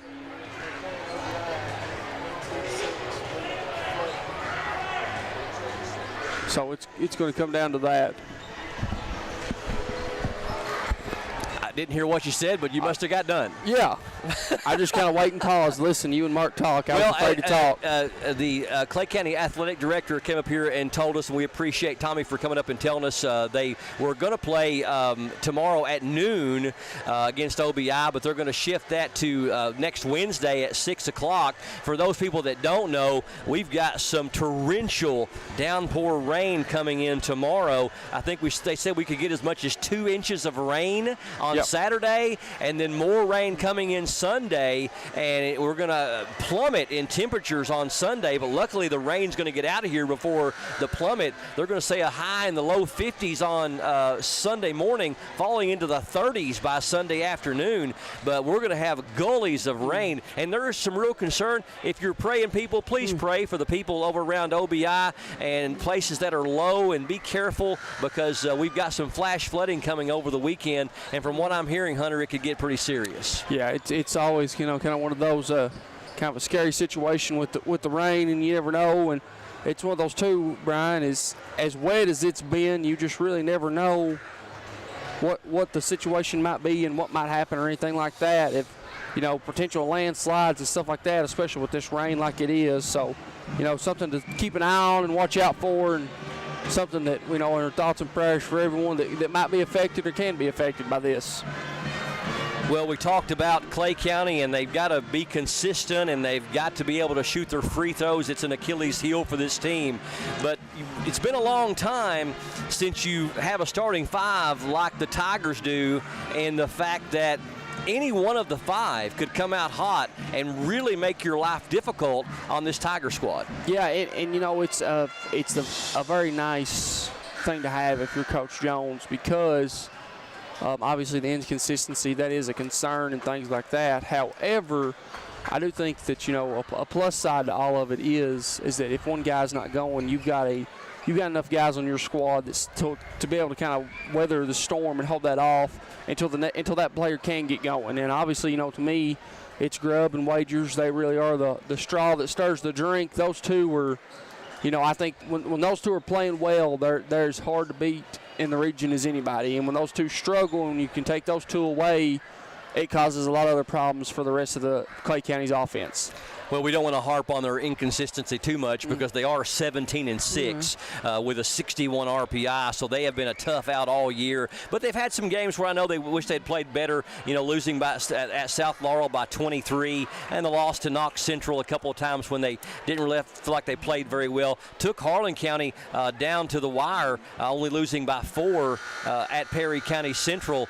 And so it was a great game there, and dropping a 15-point loss at North Laurel. But this is a tough team, and Clay County could be right there at the end of the 13th region tournament. Time for the starting lineups.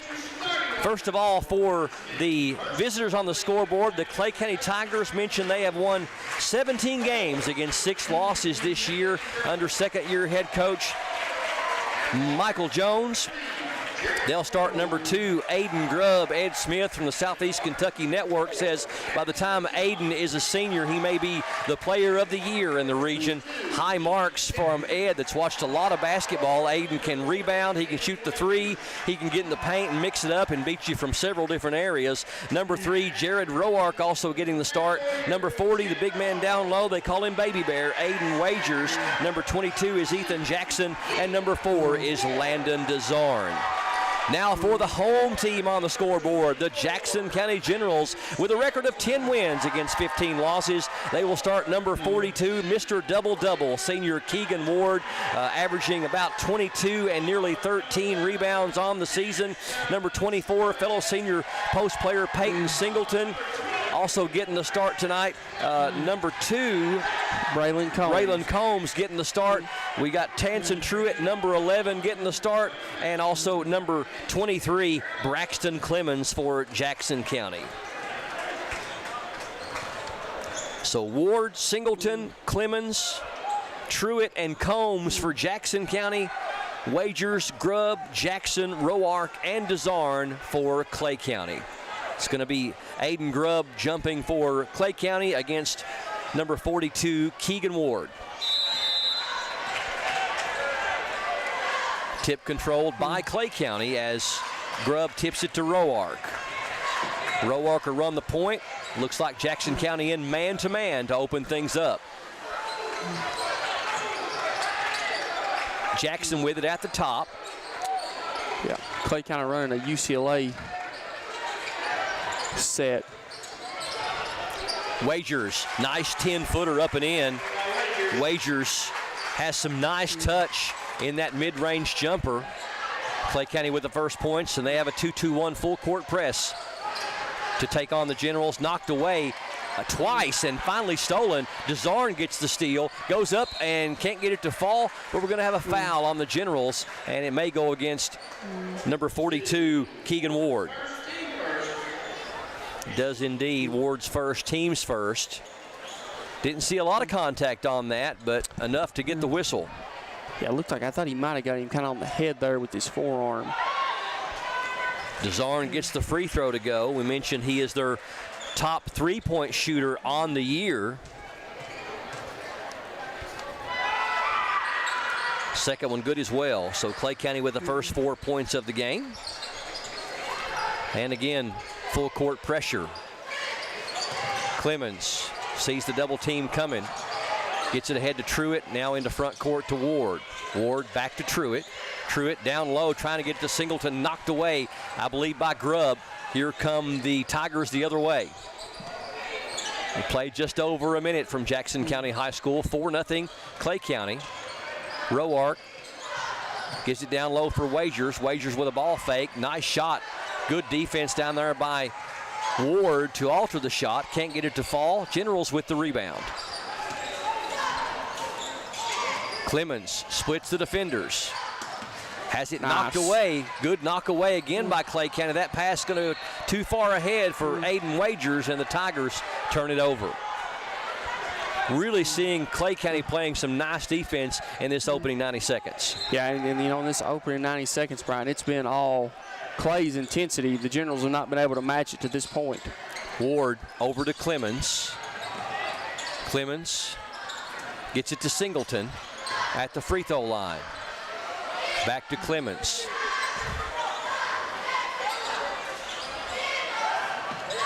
Now to Ward, way out high. Clemens for a triple. That one's good. Braxton Clemens with a big three-pointer for Jackson County to get him on the board, and that trims that 4-point lead down to 1, 4-3 Tigers. Roark across the timeline to Grubb, right baseline. Grubb is going to be fouled, they're going to say, on Singleton. Looked a little nickel and dimey. Singleton's first, team second.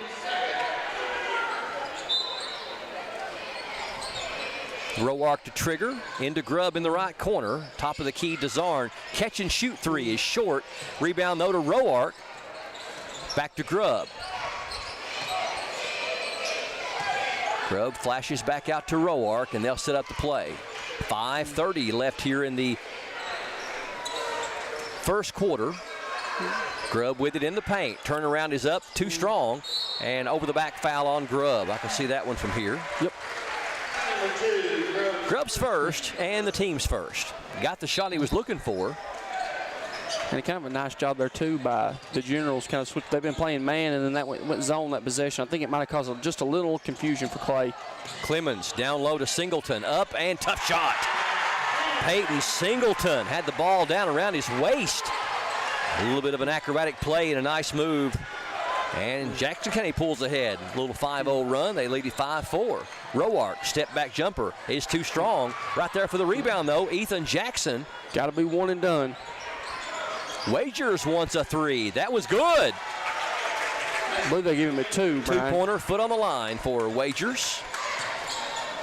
He's got both field goals for Clay County. That long two-pointer gives the Tigers the lead back at 6-5. Clemens. 2-3 zone, I believe, by Clay County. Ward, right corner, catch and shoot three by Combs is in and out. Dezarn, nice rebound for the Tigers. Grubb with it, right baseline, goes under, puts it up, and he got it to go, but they're going to say he stepped on the inline, and he went down. He fell hard on that elbow. He did fall hard on the elbow. Hope he's okay. He seems like he's a little in pain. Could have been one of those two. Hopefully it was just a funny bone. Yeah. So Clay County turns it over. Down low Ward, nice catch, puts it up and in, but a questionable call there. He just kind of failed. Yeah, didn't look like Wagers had position, but he picks up the second personal on Ward, so that one's big. As that's two on Mr. Double-Double, Keegan Ward. He's only played 4 minutes. Coach Parrott can't afford to lose his offense for his general squad. Yep, smart here too. I think Clay, they're going to attack him. Roark, open three from the top of the key is good. Jared Roark nails the first three of the game, and now 9-5. Clay County up by 4.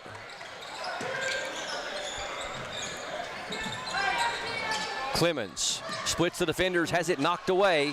Ball is loose, and we've got a tie-up between Singleton and Wagers. And possession arrow favors Jackson County.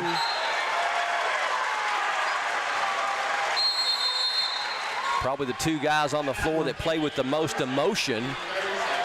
And we don't want things to get chippy here in the early going. 30-second timeout called by Coach Jones with 3:24 left here in the first quarter. 9-5. One thing too, Brian, I feel like, the first time these two teams played, I really think you and I can both agree the game was over within the first 4 minutes. Clay went on that 9-0 run and never looked back after that. Yeah. I do think Jackson County's done a little better job this time of coming out ready to play and having a little better intensity. It's one of those two as well that, when Roark's hitting those threes, this team's about impossible to guard. Our producer, Mark Sulfridge, gave me the lineup that's going to happen for the 49th District Tournament. We'll tell you about that at halftime. We'll bring you all the coverage of the 49th District Tournament week after next here at Jackson County High School. Jackson County hanging tough here in this first quarter, 9-5. Ball knocked away. Singleton trying to go to the ground to save it, and we're going to have traveling called on Singleton. He come up on his knees. He can't stand up.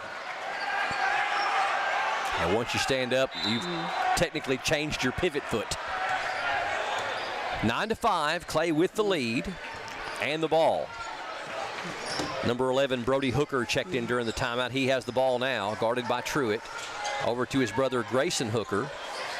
They are the grandchildren of the late, great Donnie Gray, that just earned his heavenly reward, coached the Lady Tigers to state championship. Ball knocked away. Good defense down there by Singleton. Combs picks it up. Now Clemens. Over to Truitt. Tanson plays hard. Over to Clemens on the baseline. Acrobatic shot is blocked and picked up by Grubb. Ahead to Hooker. Yep. And traveling called on Hooker. Number 3 checking in for Jackson County.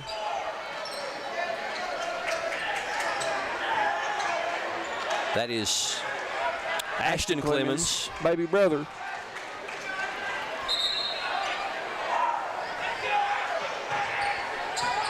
He replaces Braxton Clemens. Singleton over to Combs for a 3. That one's good. Braylon Combs nails the 3 from the right side. Second 3 of the game for Jackson County. And the lead down to 1 now, 9-8. Tigers over the Generals. Shot is up and in. That was Wagers with his third bucket. He's got 7 to lead Clay County. Knocked away by Roark. He'll get an easy dunk. Jared Roark nails the dunk. And now 14-8. Clay County up by 6.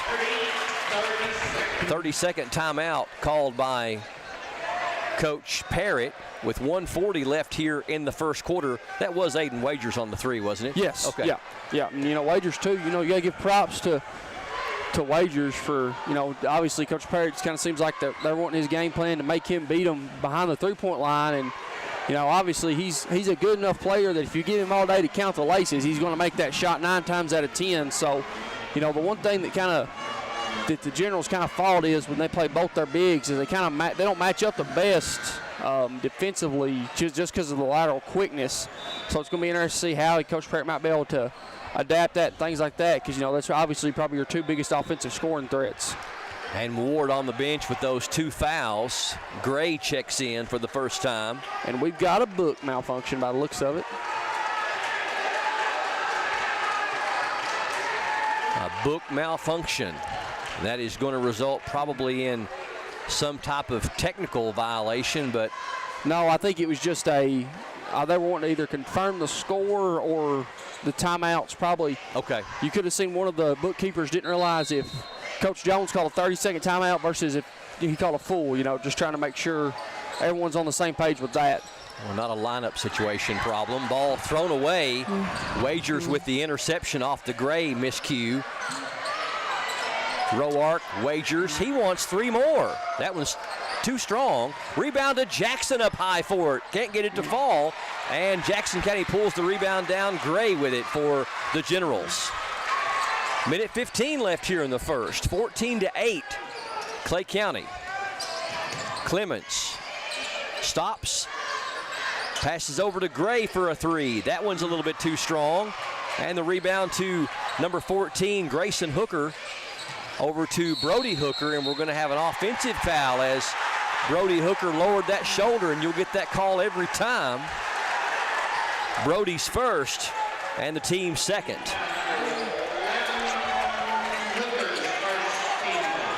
You got Clemens checking in, or Cool checking in for Truett.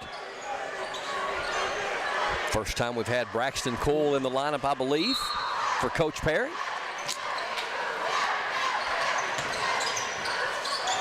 Gray. Over to Cole. They got to watch that 10-second count, and they didn't beat it. So Jackson County turns it over. Can't get it across the timeline in 10 seconds. Coach Parrott upset on the sideline as Clay County gets it back. Freshman growing pains. Hooker penetrates over to Grubb. Grubb, offensive foul called on Grubb. So Grubb picks up his second and the team's third. It looked like he did kind of push off. He's kind of that. And two, I think he was a little out, in my opinion, he was maybe just a hair out of control. And I think it's one of those two that, you know, the Generals have adjusted to, you know, they've called that first offensive foul and Wagers took the charge. So they've been kind of, you know, set the tone then since and taking it and adjusting. You know, I got to give props to the officials because they called one, so now they're going to call them all. Gray wants a three. That one's no good. Rebound to Roark, who just checked in for Grubb. And we're going to have a foul on Jackson County's Coyle. Cole's first, and the team's fourth. 14 seconds left, and Clay County going to hold for the final shot, obviously, as Roark crosses the timeline now with 8 seconds. Over to Hooker. Hooker in the paint, puts it up, and I'm going to say a foul before the shot, so that's big, even though it is going to be the 5th foul on Jackson County. And that's going to go against Wyatt Gray, his first. And that's will put number 11, Brody Hooker, to the line to shoot 2. Clay County 2 of 2 from the free throw line in that first quarter. And trying to give them a 8-point lead if he can make them both as we close out the first frame. First one is short, though. We mentioned Clay County does not shoot their free throws well as a team. Second one on the way is also no good, and Jackson County gets a shot off at the horn, but it's well short. So at the end of the first 8 minutes, it is the Clay County Tigers 14 and the Jackson County Generals 8. Stay tuned. More 49th District basketball action coming up next here on PRTC TV. These days, you have Wi-Fi powered smart devices working throughout your home. And you want to keep all those gadgets running at peak performance. It's easy to do when you have PRTC fast, reliable download speeds and enhanced Wi-Fi management. Give your home's data-hungry devices all the bandwidth they need to enhance your family's life. Contact PRTC to sign up for or upgrade your internet today. What makes Appalachian Wireless different? It's our people. Our amazing customer service and sales teams are right here in your community. Visit us today and experience personal service and great deals from your local team. We are you. We are Appalachian Wireless. And welcome back to Jackson County High School here on PRTC TV. It is the Clay County Tigers leading the Jackson County Generals as we get ready to start the second quarter. Clay County 14, Jackson County 8. Some foul trouble for both teams in the early going. We've got Aiden Grubb with 2 for Clay County and Keegan Ward with 2 for Jackson County. So both teams leading scorers, and a little bit of foul trouble here in this first half. We've got a foul, I believe, away from the ball. And I believe that's going to be on Singleton. No, Clemens. Clemens first, team's first. I saw that. I thought I said 24, but it was 23. First on Clemens, and the team's first. Jackson, top of the key to DeZarn. Left elbow to Wagers. Jackson County in a zone, I believe, down low for Roark. That shot was blocked. Back up, and again, no good. Jackson with the rebound, taken away from him by Singleton. So the Generals with a nice hold on the block. Clemens gets it ahead to Singleton. Now left side it goes to Combs. Down low they find Keegan Ward. He can't get it to fall, and it's going to go out of bounds off of Ward back to Clay County. So a good feed down low, but Clay County with some good defense in the paint. Yeah, right idea. Caught him just a little late. Wagers leads Clay County with 7. Roark penetrates. Down low they find Wagers, taking it right to Ward. Here's a 3 by Roark. Had to adjust his shot. And Roark with his second 3. He's got 8 with the bank open late. 17-8. Clay County on top. A steal. Roark had it for a moment. Clemens picks it back up for the Generals. Clemens for a 3. That one's no good. Rebound to Aiden Grubb for Clay County.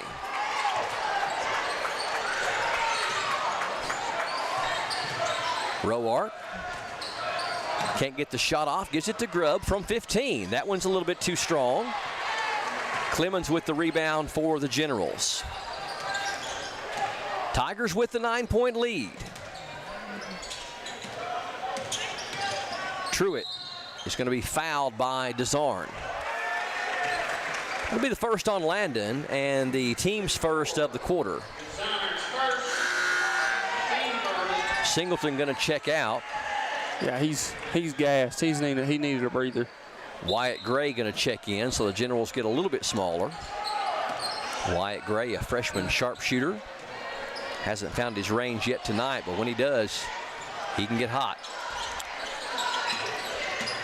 Truitt. Combs down low for Gray, and good knock away there by Aiden Grubb. DeZarn gets it back to Grubb in the paint, puts it up, can't get it to go, but does draw the defensive contact, and Grubb will go to the line. And that'll be the second personal on Wyatt Gray and the team's second, and Grubb to shoot 2. First one is no good. Grubb on the year shoots 62% from the line, 62 of 104. Second one good, his first point of the night. 18-8, Clay by 10. Jackson County still looking for their first points here in this second quarter. Clay County has scored the first 4, and bad pass by Ward as he sailed it over Clemens' head out of bounds. And really and truthfully, I think that might have been off Clay till Clemens touched it. I thought there might have been a deflection, but I could have been wrong. Could have been. It was an odd-looking pass. Looked like it might have been deflected or something. Roark wants a 3. That one's no good, and it hits the top brace, which is a dead ball back to Jackson County. No good.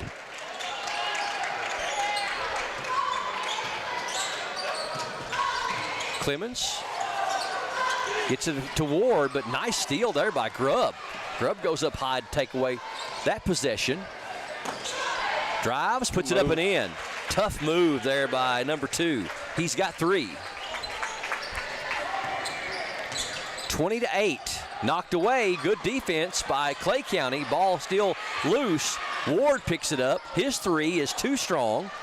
And Grubb with another rebound for Clay County. Roark to DeZarn, left elbow 3. Rainbow is good by Landon DeZarn. His first field goal, he's got 5. And all of a sudden it's out to a 15-point lead for Clay County.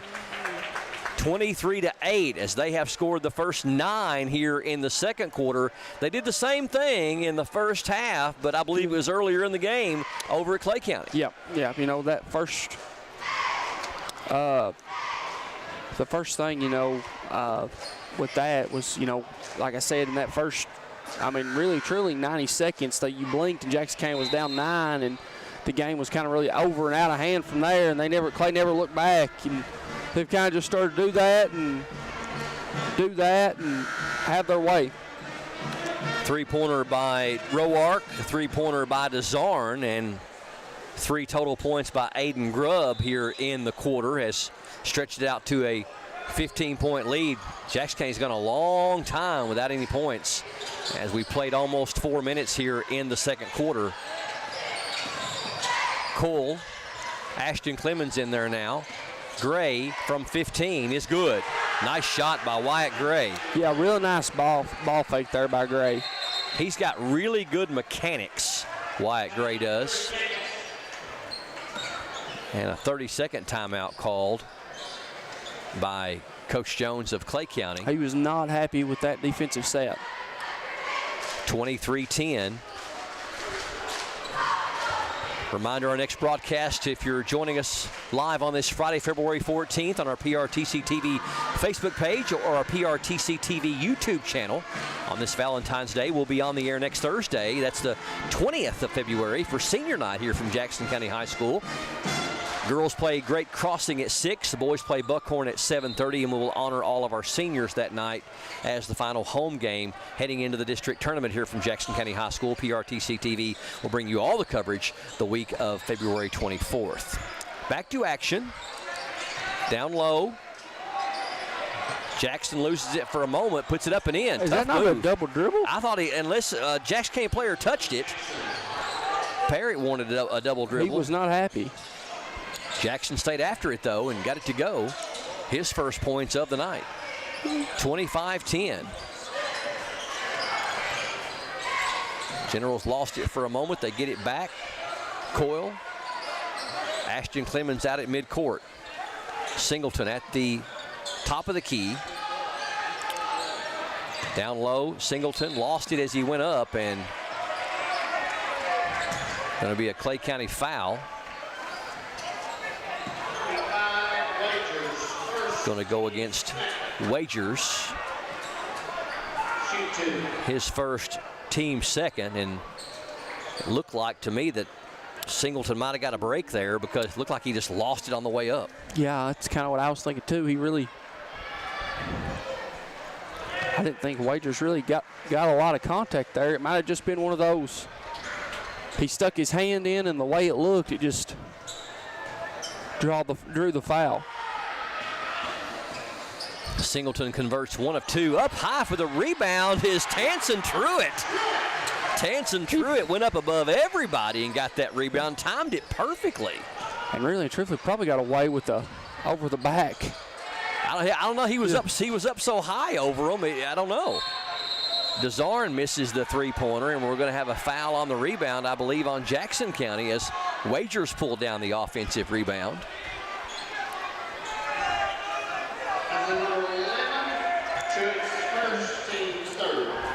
Going to go against Truitt, his first, team's third. Here's a three from the corner. That's good. Ethan Jackson's coming alive. He's got all 5 of his points here in the second quarter. Ball thrown away, and nobody touched it for Clay County. It just sailed out of bounds. Combs going to check in for the Generals, replacing Truitt, 28-13. Clay County has outscored Jackson County 14-5 here in this second quarter. Roark penetrates. A nice high arcing shot there by Jared Roark. He's got 10 to lead Clay County.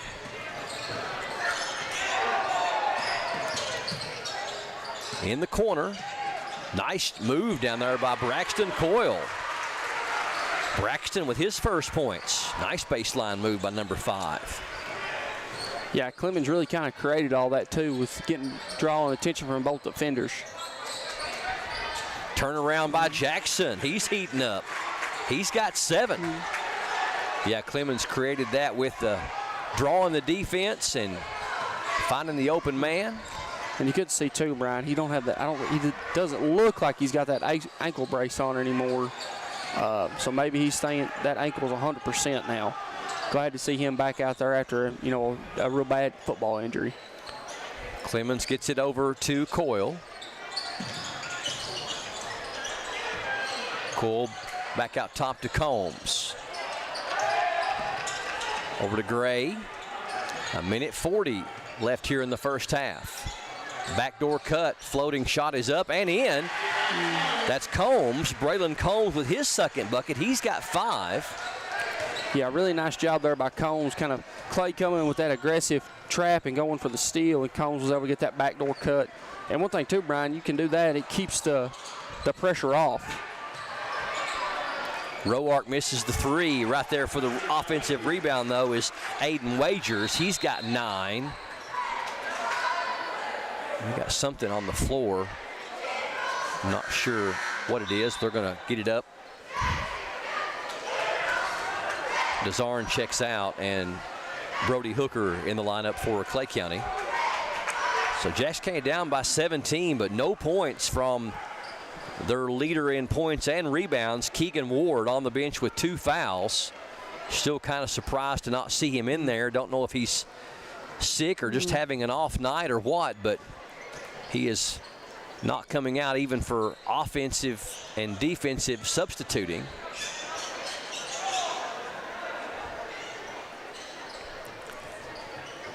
Aiden Wagers giving some sneaker help to get this game rolling.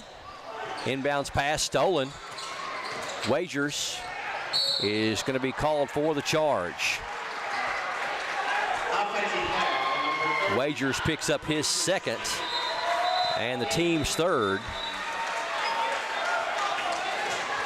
Singleton kind of shaken up on that play, it looked like. I'm not sure if he was the one that drew the charge or not, but I believe it was. He went down hard. Wagers tough down low and definitely kind of lowered his shoulder into him. Number 33 checking in for Clay County. That's Isaiah Bundy. And only 1:03 left here in the first half. Clay County has doubled up Jackson County 34-17. They inbound to Clemens. And Hooker picks him up, Grayson Hooker. Roark comes and gets the double team, and we got a foul on Bundy. Gray went down hard. Pops up, though, nicely. Bundy picks up his first and the team's fourth. Gray went up high for that pass, and Bundy did not give him a place to land. Yeah, he's one of them, too. You know, don't think there's anything intentional dirty by that. I think he was actually trying to go for the ball as well. Stolen by Roark. Roark puts it up, can't get it to fall. I think he might have thought he was going to go for a dunk. I think he got fouled. Jackson over to Hooker. Hooker trying to find an angle for a shot, can't get it over to Jackson, and we're going to have a foul on Gray. Gray picks up his third and the team's fourth. Number 1, Gray's third, team fourth. Number 22 checking in for Jackson County. That's Quentin McQueen replacing Gray. And Clay County to inbound. 30 seconds left here in the half. They may hold for the final shot, and looks like they will. Up by 17. They will not. Here's a 3. That one is going to be rolling in. Number 11, Brody Hooker with the friendly rim. Hit every part of the rim, seems like, Ryan. It did indeed. 37-17, only 5 seconds left. Long pass ahead. Roark going to get a shot off at the horn, and he got some backboard, a little bit wide right. So Clay County uses a big second quarter to pull away to a 20-point lead, and they are in charge at halftime. Clay County 37, Jackson County 17. Stay tuned. We'll come back with Hunter at the half. First half stats, both team and individual. We'll also tell you about how the games are going to break down in the 49th District Tournament, which will bring you all the coverage of the week of February 24th. All that and more coming up next here on PRTC TV. Every homestead has its unique challenges. Living so close to the volcano created difficulties. For those that can do it and succeed, the price of freedom is worth it. Homestead Rescue, Sundays at 8, only on Discovery.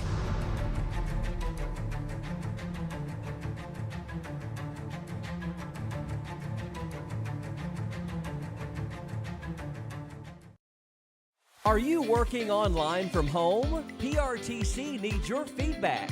Take a quick online survey and let us know how we can enhance your work from home experience. Your input will help us prioritize service improvements, including better outage notifications. Plus, when you complete the survey, you'll be entered for a chance to win 3 months of free PRTC internet.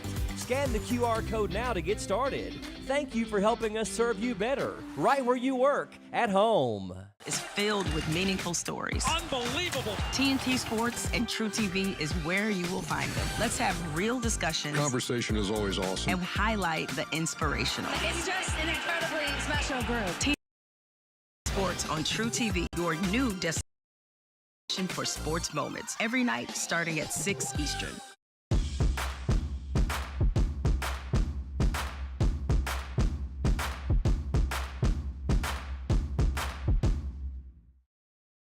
This year is way better for flipping houses. Bigger budgets? 1.3. What? They went up? Bigger stakes. Things are so unpredictable. Is there a crocodile in there? If I lose my money, I'm blaming it on you. The Almusas blowing away the competition. The Flipping Almusas, all new, Thursday at 9 on HGTV.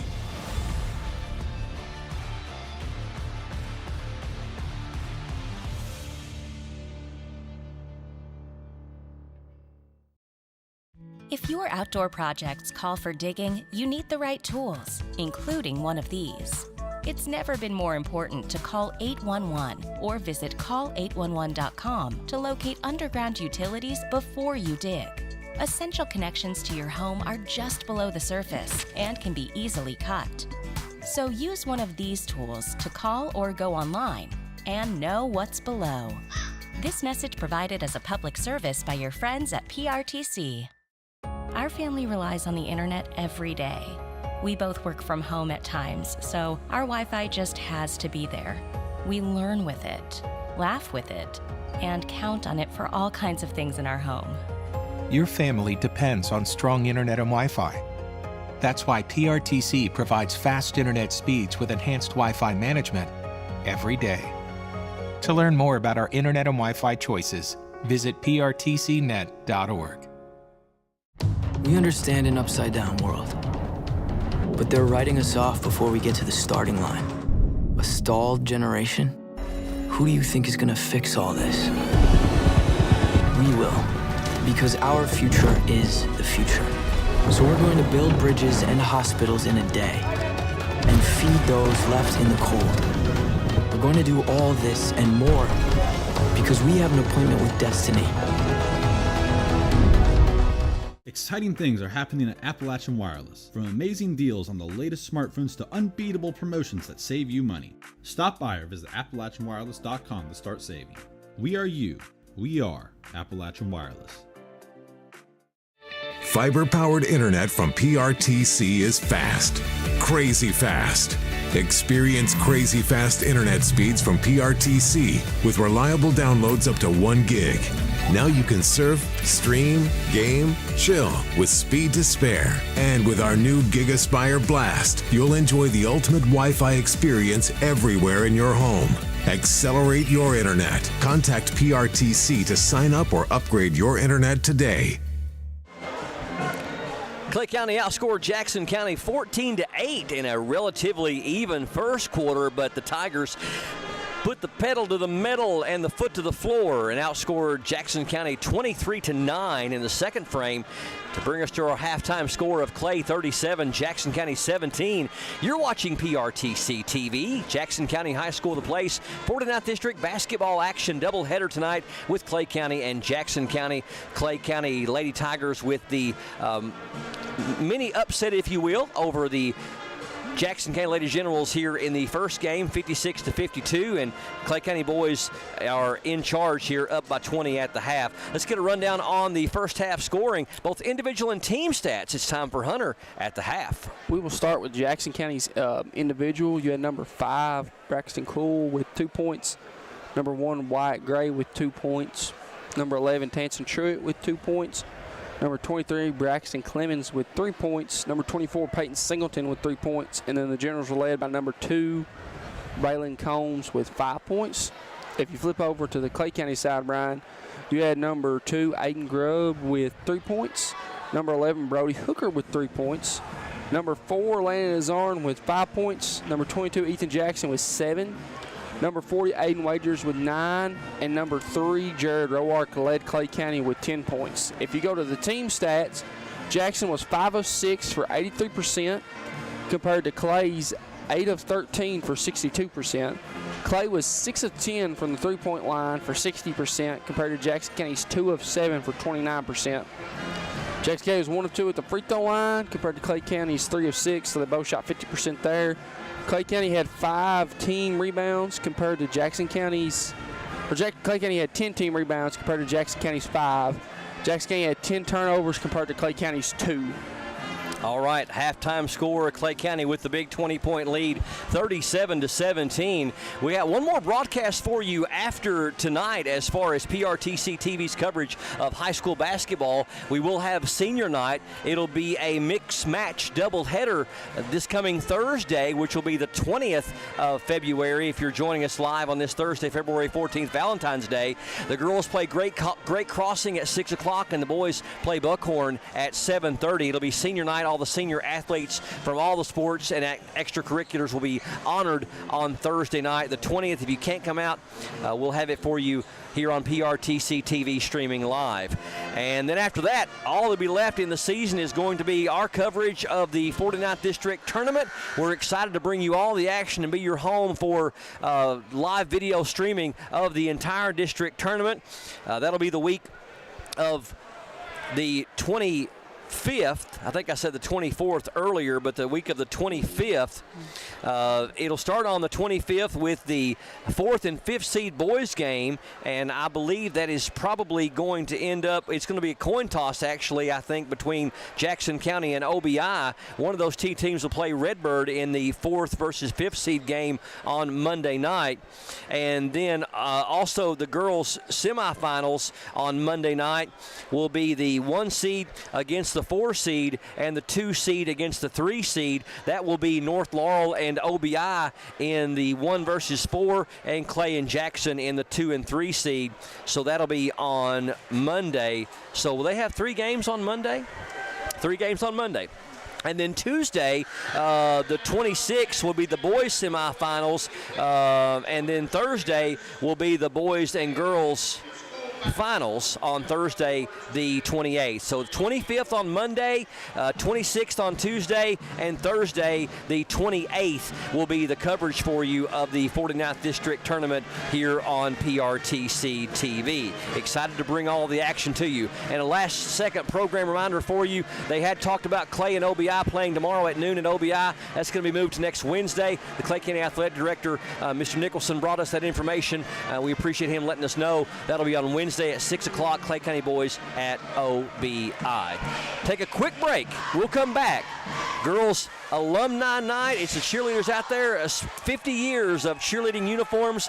Back in 60 seconds with the second half. Clay County 37, Jackson County 17 at the half here on PRTC TV. There's so many great things about life in gig country, and PRTC is proud to be one more. A local internet provider with all the speed and reliability your family needs, backed by hometown service and support. Whether you need to just check email or power multiple Wi-Fi devices all over your home, we've got the right package for you. Stop by one of our friendly offices, give us a call, or visit us online to learn more. PRTC, your local internet connection. At Appalachian Wireless, you're not just a customer, you're family. We're not just here to sell you a plan or a phone. We're here to serve you. Stay connected with great service from your local team. Visit us today because we are you. We are Appalachian Wireless. Foul called in backcourt on Clay County as we just got underway before we came back. The foul's going to be on number 3, Jared Roark, his first, team's first. Welcome back to PRTC TV and Jackson County High School. Jackson County with the ball, trailing by 20, stolen by Wagers. Good defense there by number 35. Jackson, baseline jumper is no good. Rebound, though, to Grubb. Here's a three-pointer from the wing by DeZarn. That one's an air ball, and Singleton pulls down the rebound for the Generals. 37-17. Jackson County's leading scorer and rebounder Keegan Ward with no points in that first half. Nice move down there by Braxton Clemens with the medium range jumper. He's got 5. Roark with 10 points there in the first half. Grubb, ball fake, floater is in. Nice tough shot there by Grubb. He's got 5. Yeah, real nice move there. And back out to a 20-point lead. We've played a minute here in the third quarter. Truitt, guarded by Roark. Roark picks his pocket. Roark doesn't have number, still going to take it to the hole, and we've got a foul, and that wasn't a good foul. That's going to be an intentional foul on Braxton Clemens as he tied him up and didn't make a play for the ball. Coach Parrott needs to get Clemens out of there.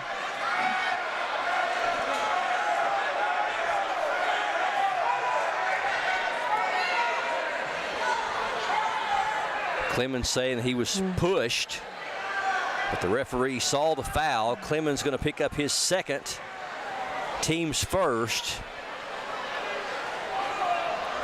And that's going to give Clay County 2 shots and the ball, adding insult to injury, down by 20 points. And I think they may have thrown him out of the game. They did.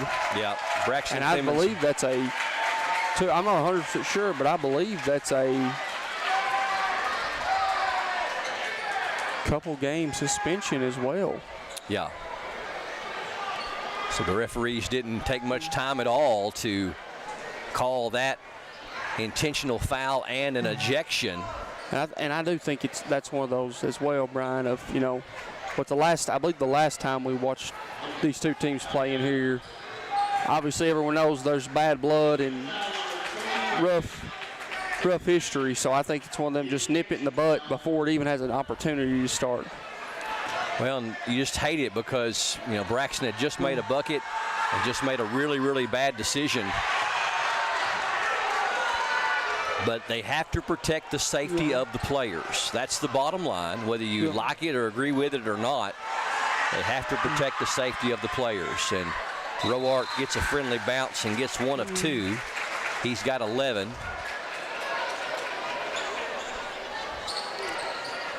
And Clay County will get the ball back.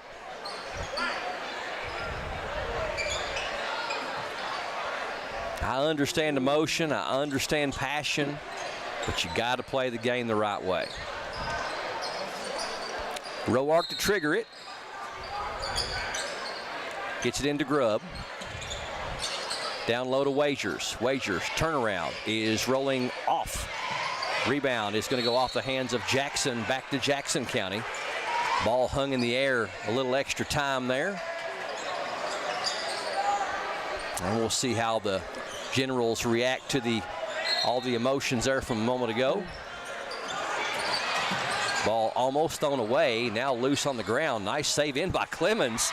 He gets it somehow to Keegan Ward off the glass, too strong, and Grubb with the rebound for Clay County ahead to Roark, and Roark's going to be fouled. And that's going to be by Ashton Clemens. First on Ashton, and the team's second. And Roark going back to the line to shoot 2.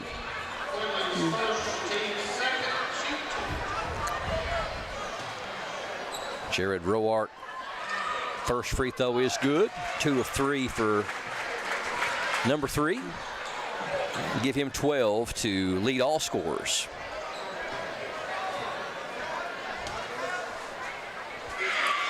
Second one on the way, rolling in. Roark 3 of 4. He struggled with his free throws last season and this season. Able to get 3 of 4 there. And we're going to have a foul on Grubb in backcourt. That'll be the third on Grubb. And the team's second. Wyatt Gray going to check in for Keegan Ward. Clay has done a phenomenal job at taking him out of this game. He's not felt comfortable really and truly the whole time. No. No, and like I said, I'm not sure if he's just not feeling well. Grubb, what a save in. What the intensity, man. Yeah, man. I'm not sure if Ward's not feeling well or what, but he hasn't looked like himself tonight at all. And offensive foul called on Ashton Clemens. His second, team's third. 42-19. Third quarter off to a difficult start. Jackson inbounds to Roark. To Grubb. Grubb off the glass, no good. Rebound to Cole.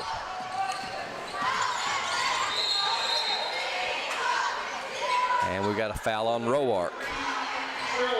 Roark's second, team's third. We seem like we've had a lot more fouls than we have points here in this first 2 minutes of the third. Got a lot chippier.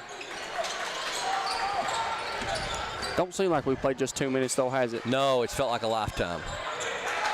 Combs, almost a steal by Roark. They retain the possession. Gray wants a three. That one's good. Wyatt Gray nails the first three for him on the night. He's got 5. And back down to a 20-point lead, 42-22. Roark gets cut off by Combs. Over to Wagers.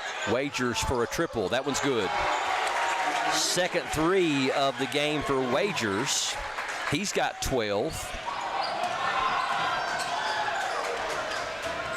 Trails Roark, who's got 13 to lead Clay County.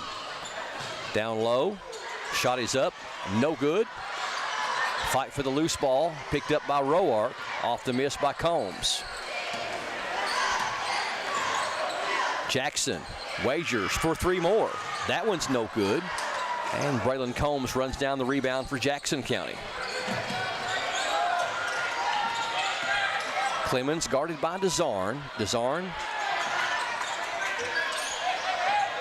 playing tight defense. Singleton. Ball fake on Wagers into the paint. Nice move. Can't finish it, but does draw the foul on Wagers. That's going to be his third. And the team's fourth. So Singleton going to the line. He's 1 of 2 from there tonight. Has 3 points.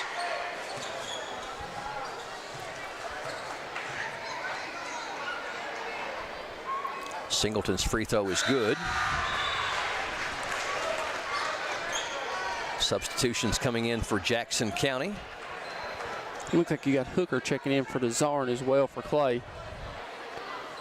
Looks like Truitt checking in for Jackson County. And Sandlin, I believe. Tyler Sandlin, number 14. Second free throw is also good by Singleton.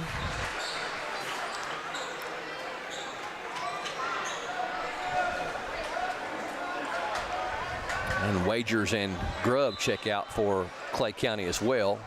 Both Grayson and Brody Hooker in there.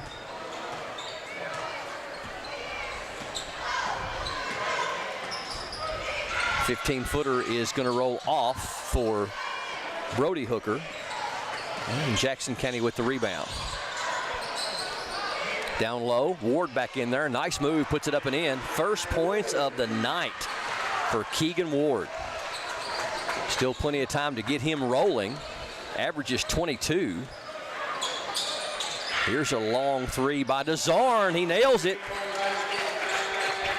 DeZarn with his second three of the night. He's got 8. 22-point lead for Clay County. Truitt off the glass, no good. Gets his own rebound, puts it up, draws the foul. It's going to go against Grayson Hooker. That's Grayson's first, team's 5th. And 3:56 left here in the third. Clay County still in control, 48-26. Truitt's free throw rolling in. Braxton Cole going to check in for Wyatt Gray. Truitt's got 3. Second one on the way is also good. Jackson County a perfect 4 of 4 from the free throw line here in the third. Roark. Here's a 3 by Hooker. That one's in and out. Rebound to Ward. He gets it to Truitt. Truitt over in the corner to Sandlin. Ward, ball fake. Floater is on the way, short. Ethan Jackson with the board for Clay. Jackson heading the other way. Over in the right corner, Roark for a triple. That one's no good. Rebound to Jackson County's Combs. Nice move by Sandlin. Puts it up, no good. And the rebound to Hooker, Grayson Hooker for Clay. Roark saw a seam. Ward closed it quickly. Jackson going to be fouled by Truitt. Third on Tansen. Make that the second on Tansen, rather. Team 4th. So Jackson going to the line. He has 7 points on the night. All of those were in the second quarter. He'll get 2 here. That one's good. Clay 4 of 5 from the charity stripe here in the third. And what has felt like a very long third quarter. Second one good as well. Jackson perfect. 50-28. Sandlin bounce pass ahead to Truitt. Truitt on the drive. Tough shot. A little bit too strong and steals it back though, and we're going to have an offensive foul called on Truitt, and Roark set up nicely for it. Truitt's third, team's 5th. No free throws on the player control foul.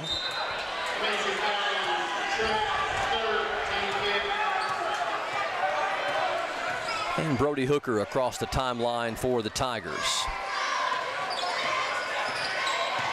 Hooker explodes into the paint, and we're going to get a foul on Combs, I believe.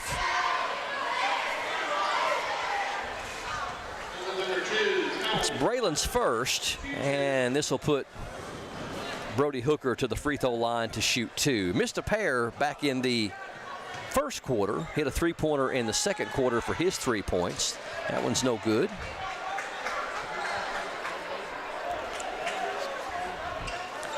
Clay County has not shot free throws well as a team on the year, and Hooker only 9 of 17. Gets the second one to go. And now the score 51-28, Clay by 23. Coyle, open 3 for Combs. That one's good. Braylon Combs nails his second 3 of the game. He's got 8 to lead Jackson County. Roark, top of the key. 15-footer high arcing shot is off the back iron. Truitt with the rebound.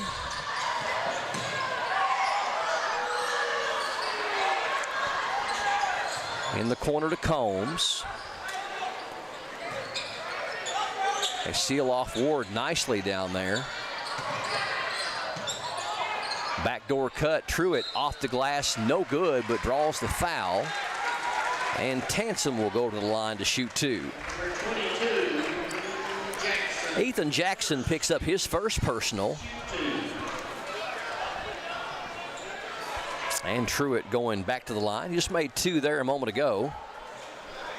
And had a field goal back in the second quarter for a total of 4 points on the night. Free throw rolling in, little top spin. That's one thing Jackson County has done well tonight in limited opportunities. They are 6 of 7 from the free throw line. Second one no good though. Rebound to Roark.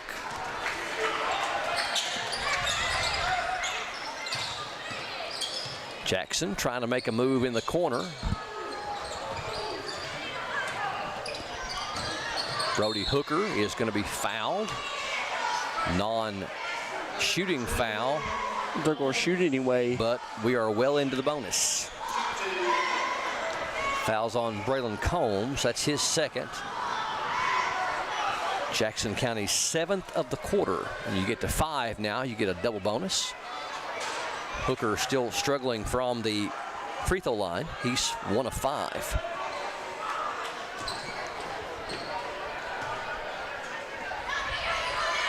Missed them both.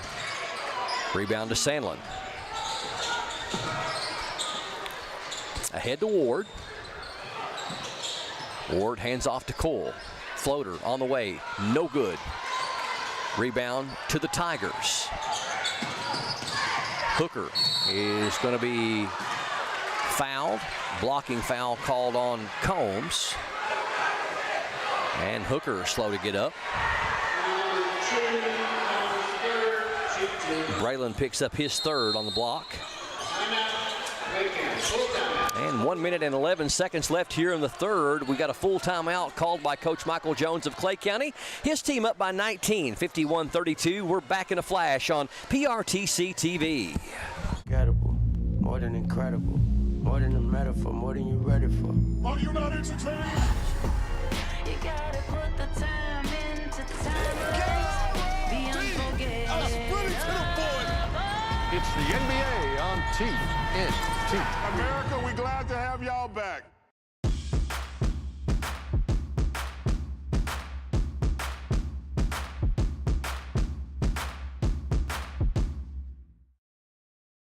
Are you working online from home? PRTC needs your feedback. Take a quick online survey and let us know how we can enhance your work from home experience. Your input will help us prioritize service improvements, including better outage notifications. Plus, when you complete the survey, you'll be entered for a chance to win 3 months of free PRTC internet. Scan the QR code now to get started. Thank you for helping us serve you better, right where you work, at home. Welcome back to PRTC TV, 51-32. Clay County with the 19-point lead. Free throw no good by Brody Hooker. He is continuing to struggle mightily from the free throw line. I've got him 1 of 7. Second one is good. 2 of 8 from the free throw line. 5 points for Brody Hooker. 52-32. Nice steal there by Roark and a jump ball. Possession arrow favors Clay County, so Jared Roark forces the turnover. So good defense there by number 3. Jackson penetrates on Truitt. One-handed shot is short. Rebound kicks out though to Grayson Hooker. To Brody Hooker, back to Grayson. Grayson on the baseline, pass is tipped. Desarn gets it. 3 is in the air and good. He shoots that really pretty high arcing 3 and finds the bottom of the net for his third 3. He's got 11 in double figures. Down low they find Ward. Nice touch by the big man, Keegan Ward. He's got 4. 55-34, 20 seconds left in the third. Clay County will hold for the final shot. Jackson, floater, is too strong. Had his own rebound for a moment, but Truitt gets it. Truitt ahead to Ward. Ward, here's a 3 from Combs, and it is no good. Good defensive close there. Sandlin up, no good, and Jackson County cannot get a shot to go at the end of the third, and at the end of 3. Clay County is in command, 55-34 over Jackson County. We've got the fourth quarter coming up next. Stay tuned to PRTC TV. I'm just glad it ended. I was starting to think it. Not enough power? Not okay. Weak Wi-Fi? Also not okay.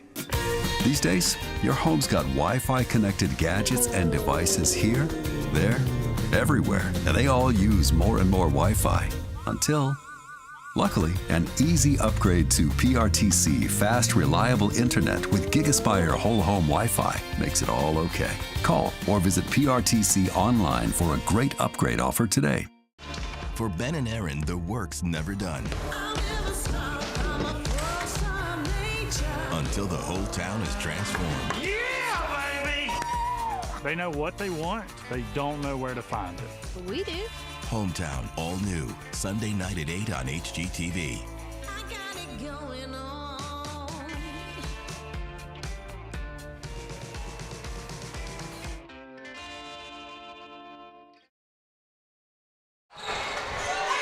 Jackson County with the ball to open up the fourth quarter here from Jackson County High School, and Sandlin's pass a little bit too high for Singleton, and the Generals turn it over. 55-34, Clay County with the 21-point lead as we start the final quarter from Jackson County High School on PRTC TV.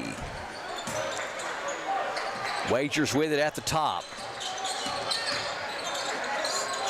Over to Jared Roark. Roark, nice move up and in, and draws the foul as well. Roark with the strong move. He's got 15. Fouls on Singleton, that's his second. Roark leading the scoring for Clay County tonight and doing a good job on his free throws as well. He's 4 of 5 with 16 overall. Singleton and Combs come out for Jackson County.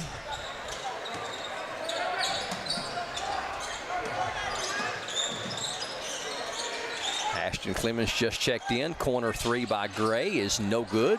Aiden Grubb with the rebound for the Tigers, and I'm going to say it went off, deflected off of Jackson County. It'll stay with Clay County. Teams played pretty even there in that very long third quarter. Clay County outscored them 18-17. But they had a 20-point lead at the half, 37-17. And appeared to have things well in control. Here's a three by Jackson, no good. Rebound to Wagers, and nice heads-up play to knock it off of Ward to retain the possession.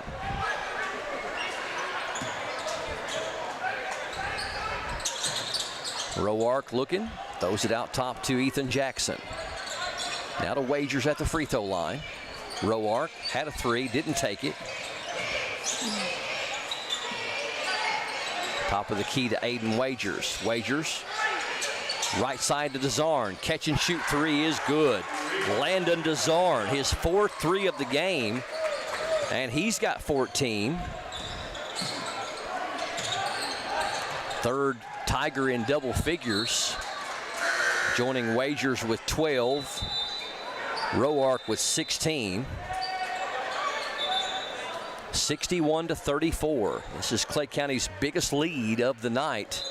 27 as they've rattled off the first six here in the first 2 minutes of the fourth quarter. Clemens ahead to Ward. Back to Ward down low, and we've got a foul called on Clay County on the floor.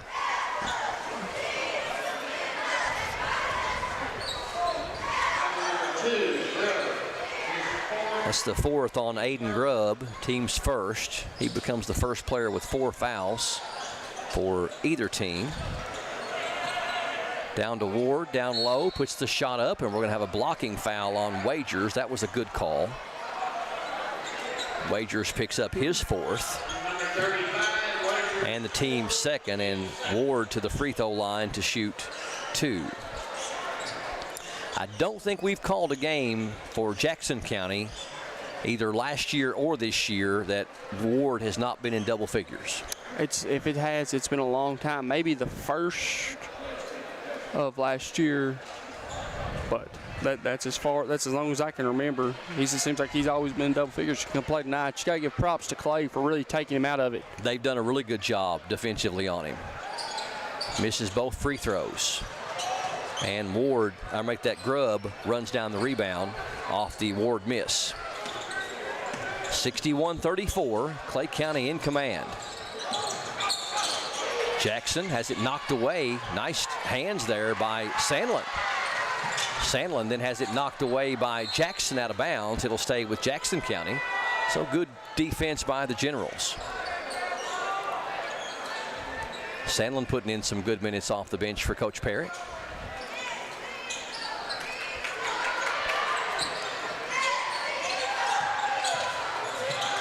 Sandlin called for steps. So Jackson County has gone 2.5 minutes here without any points in the fourth quarter.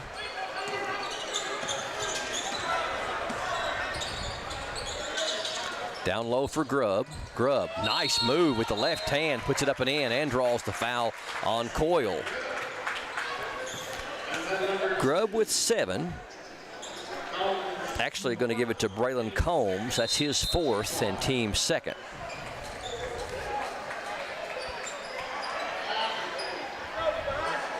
So Grubb with a quiet night tonight. He's got 7 points. Singleton checks in for Braxton Combs. Braxton Coyle, rather. And Grubb, line drive, free throw is good. He's got 8. 64-34, 30-point lead for Clay County. They won by 41, 78-37, 10 days ago at Clay County High School. Knocked away, Roark going to get a dunk. Jared Roark with 18. And out to a 32-point lead with 5:05 left here in the fourth, and we'll keep it right here. Clay County cruising to their 18th win of the year. They've only had 6 losses on the year. They've come to South Laurel, Harlan County, Wayne County, Western Hills, North Laurel, and Knox Central. And the game against Knox Central was their only loss at home all year, as the Panthers played a heck of a game against them back on February the 4th and won 76-70. Clay will be in action next after tonight. They will take on Berea. And actually, that game got canceled tomorrow. They're going to be playing Hazard, they're saying, tomorrow at 4:30. I don't know for sure what's happening with all this flooding. Yeah, there may not be any games really tomorrow because of the flooding. Going to get some really heavy rain tomorrow and Sunday, and then much colder temps on Sunday. So if you live near a river or stream, please take caution. And traveling called on Combs. Moment of indecision. Tanson Truitt going to check in for Combs. And Wyatt Gray checking in for Sandlin. And I believe Clay has put all of their reserves in as well. Yep, they've called off the dogs, so to speak, with a whole new lineup in there. Number 33, Isaiah Bundy. Grayson Hooker with it.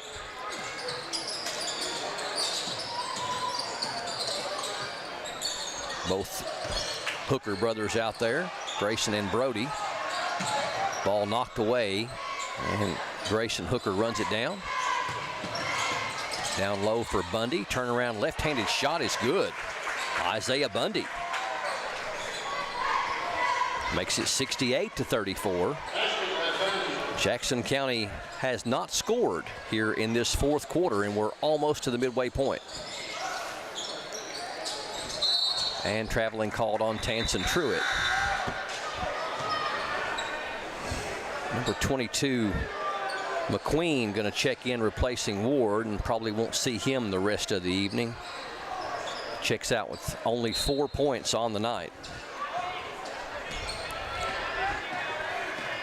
68-34.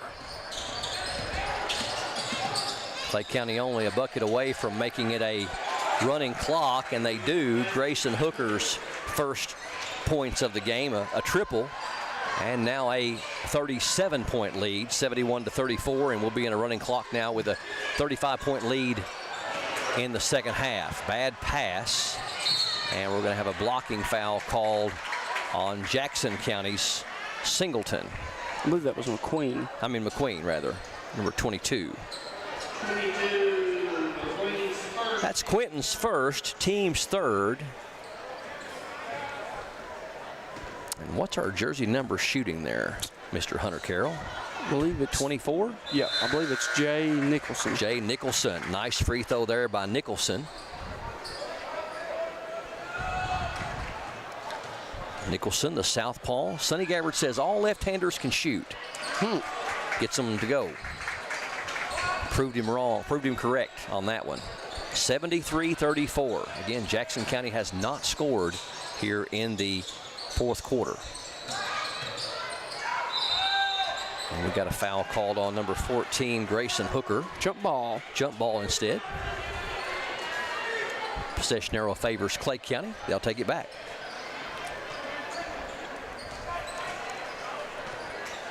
Under 3 to go. 73-34. Shot is up, no good by Bundy. And the rebound to Singleton.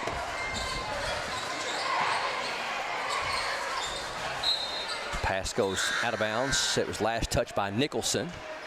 And Braden Vickers checks in for the first time tonight. First time we've seen number 40. He usually provides some good minutes off the bench for Coach Perry.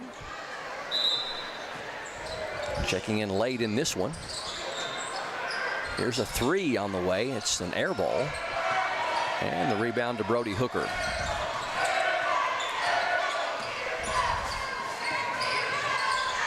Nicholson from the wing. I believe Vickers got a piece of it. I believe Vickers got a piece of that. I think you're right. On the baseline. Shot is up. That's an air ball. And the rebound to Brody Hooker. We're under 2 minutes to go.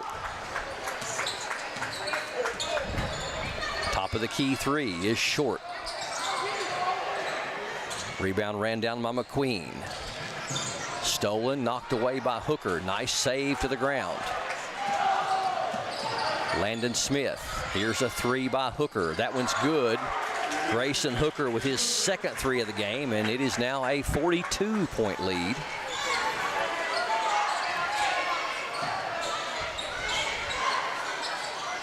Here's a long two-pointer. That one's too strong. And we approach the 1 minute mark. Brody Hooker is going to be fouled by Braxton Cole. Cole picks up his second and the team's fourth. Substitution checking in for Jackson County in this final minute. I believe that's Elijah Rose and Wyatt Dunn. 40 seconds left here in the game.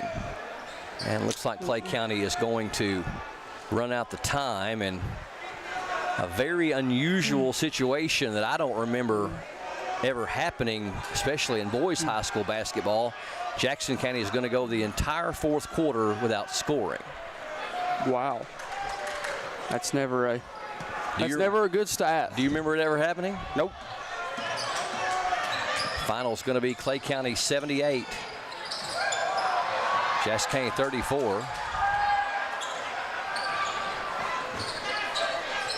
As the final few seconds tick away, and that is the final. Tigers with the big win by 42 over Jackson County, 76-34. Stay tuned. We'll come back and wrap this broadcast up next here on PRTC TV. Video gaming is a great way for families to have fun together. And PRTC's reliable internet and Wi-Fi is a game changer. Super fast download and upload speeds up to 1 gig. And GigaSpire whole home Wi-Fi. Power today's most exciting games on consoles, handhelds, even VR headsets with no lag or buffering. Contact PRTC and level up to game-changing internet and whole home Wi-Fi today. Most of us are in touch with the internet in one way or another all day long. A fast, secure connection matters. It keeps us entertained, informed, in touch. PRTC cares about your connection. We know strong, reliable internet with GigaSpire whole home Wi-Fi makes life better. If you need an upgrade or just have a question, get in touch. Call or visit PRTC online today. These days, you have Wi-Fi powered smart devices working throughout your home. And you want to keep all those gadgets running at peak performance. It's easy to do when you have PRTC fast, reliable download speeds and enhanced Wi-Fi management. Give your home's data-hungry devices all the bandwidth they need to enhance your family's life. Contact PRTC to sign up for or upgrade your internet today. What makes Appalachian Wireless different? It's our people. Our amazing customer service and sales teams are right here in your community. Visit us today and experience personal service and great deals from your local team. We are you. We are Appalachian Wireless. Every homestead has its unique challenges. Living so close to the volcano created difficulties. For those that can do it and succeed, the price of freedom is worth it. Homestead Rescue, Sundays at 8, only on Discovery.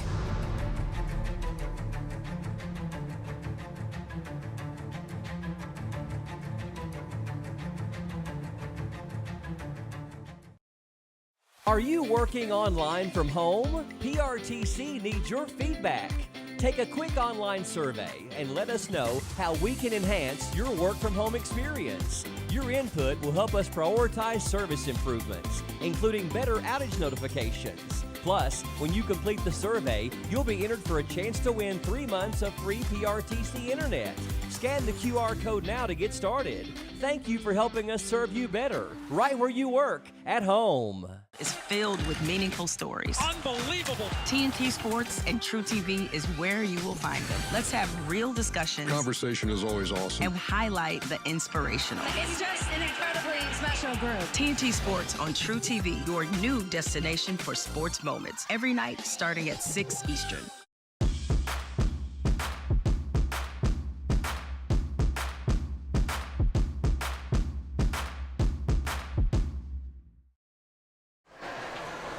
Well, the Clay County Tigers dominant in the win tonight. They won by 41 over the Generals over at Clay County High School, 78-37, and they increased that by 1, winning by 32 here tonight, 76-34 on PRTC TV.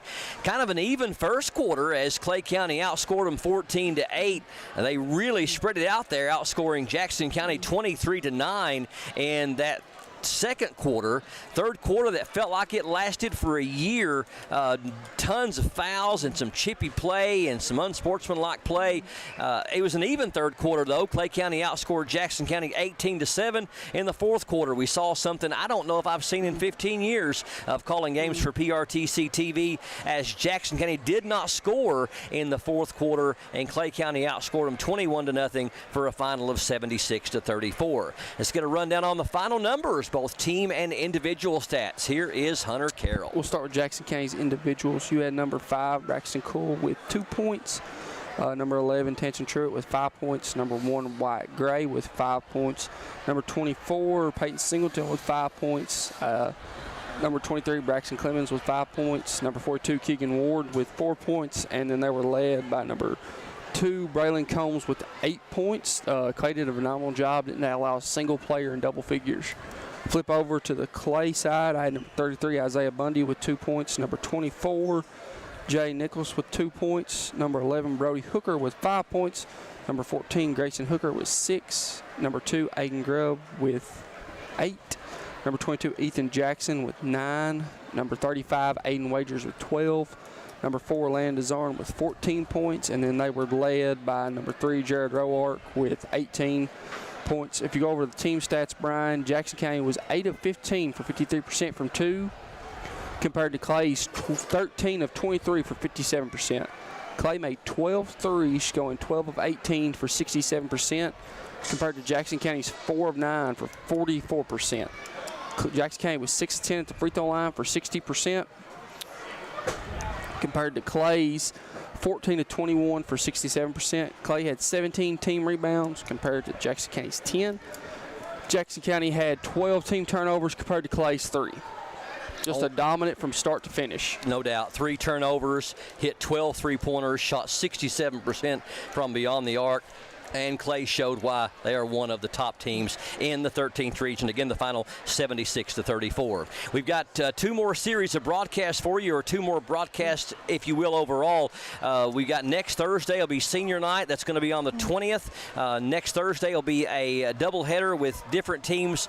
The Lady Generals hosting Great Crossing from Scott County, the 11th region, and the Jackson County boys hosting Buckhorn from the 14th region. It'll be senior night here at Jackson County High School, honoring all the seniors. Girls at 6 and boys at 7:30. And then for the week of the 25th, that'll be the week after next, we'll have 3 nights of games for you. It will be Monday the 25th. It'll be the 4th and 5th seed boys game. We have 3 games for you on Monday. 4th and 5th seed boys game, girls semifinals, the 1 seed against the 4 seed, and the 2 seed against the 3 seed. And then on Tuesday, 26 boys semifinal games. That'll be 2 games. And then Thursday will be the boys and girls finals. So Monday, Tuesday, and Thursday, the 25th, the 26th, and the 28th will be the 49th District Tournament. Excited to bring you all the action, live streaming video here on PRTC TV. That's going to do it for us. Happy Valentine's Day to you, and watch out for flooding waters over the weekend. Take care of yourself and pray for those near high water. For TJ Isaacs, Justin Lakes on camera, Mark Solfridge, our producer, Hunter Carroll on color and stats, this is Brian Murray. So long, good night, and God bless you from Jackson County High School. We are PRTC TV.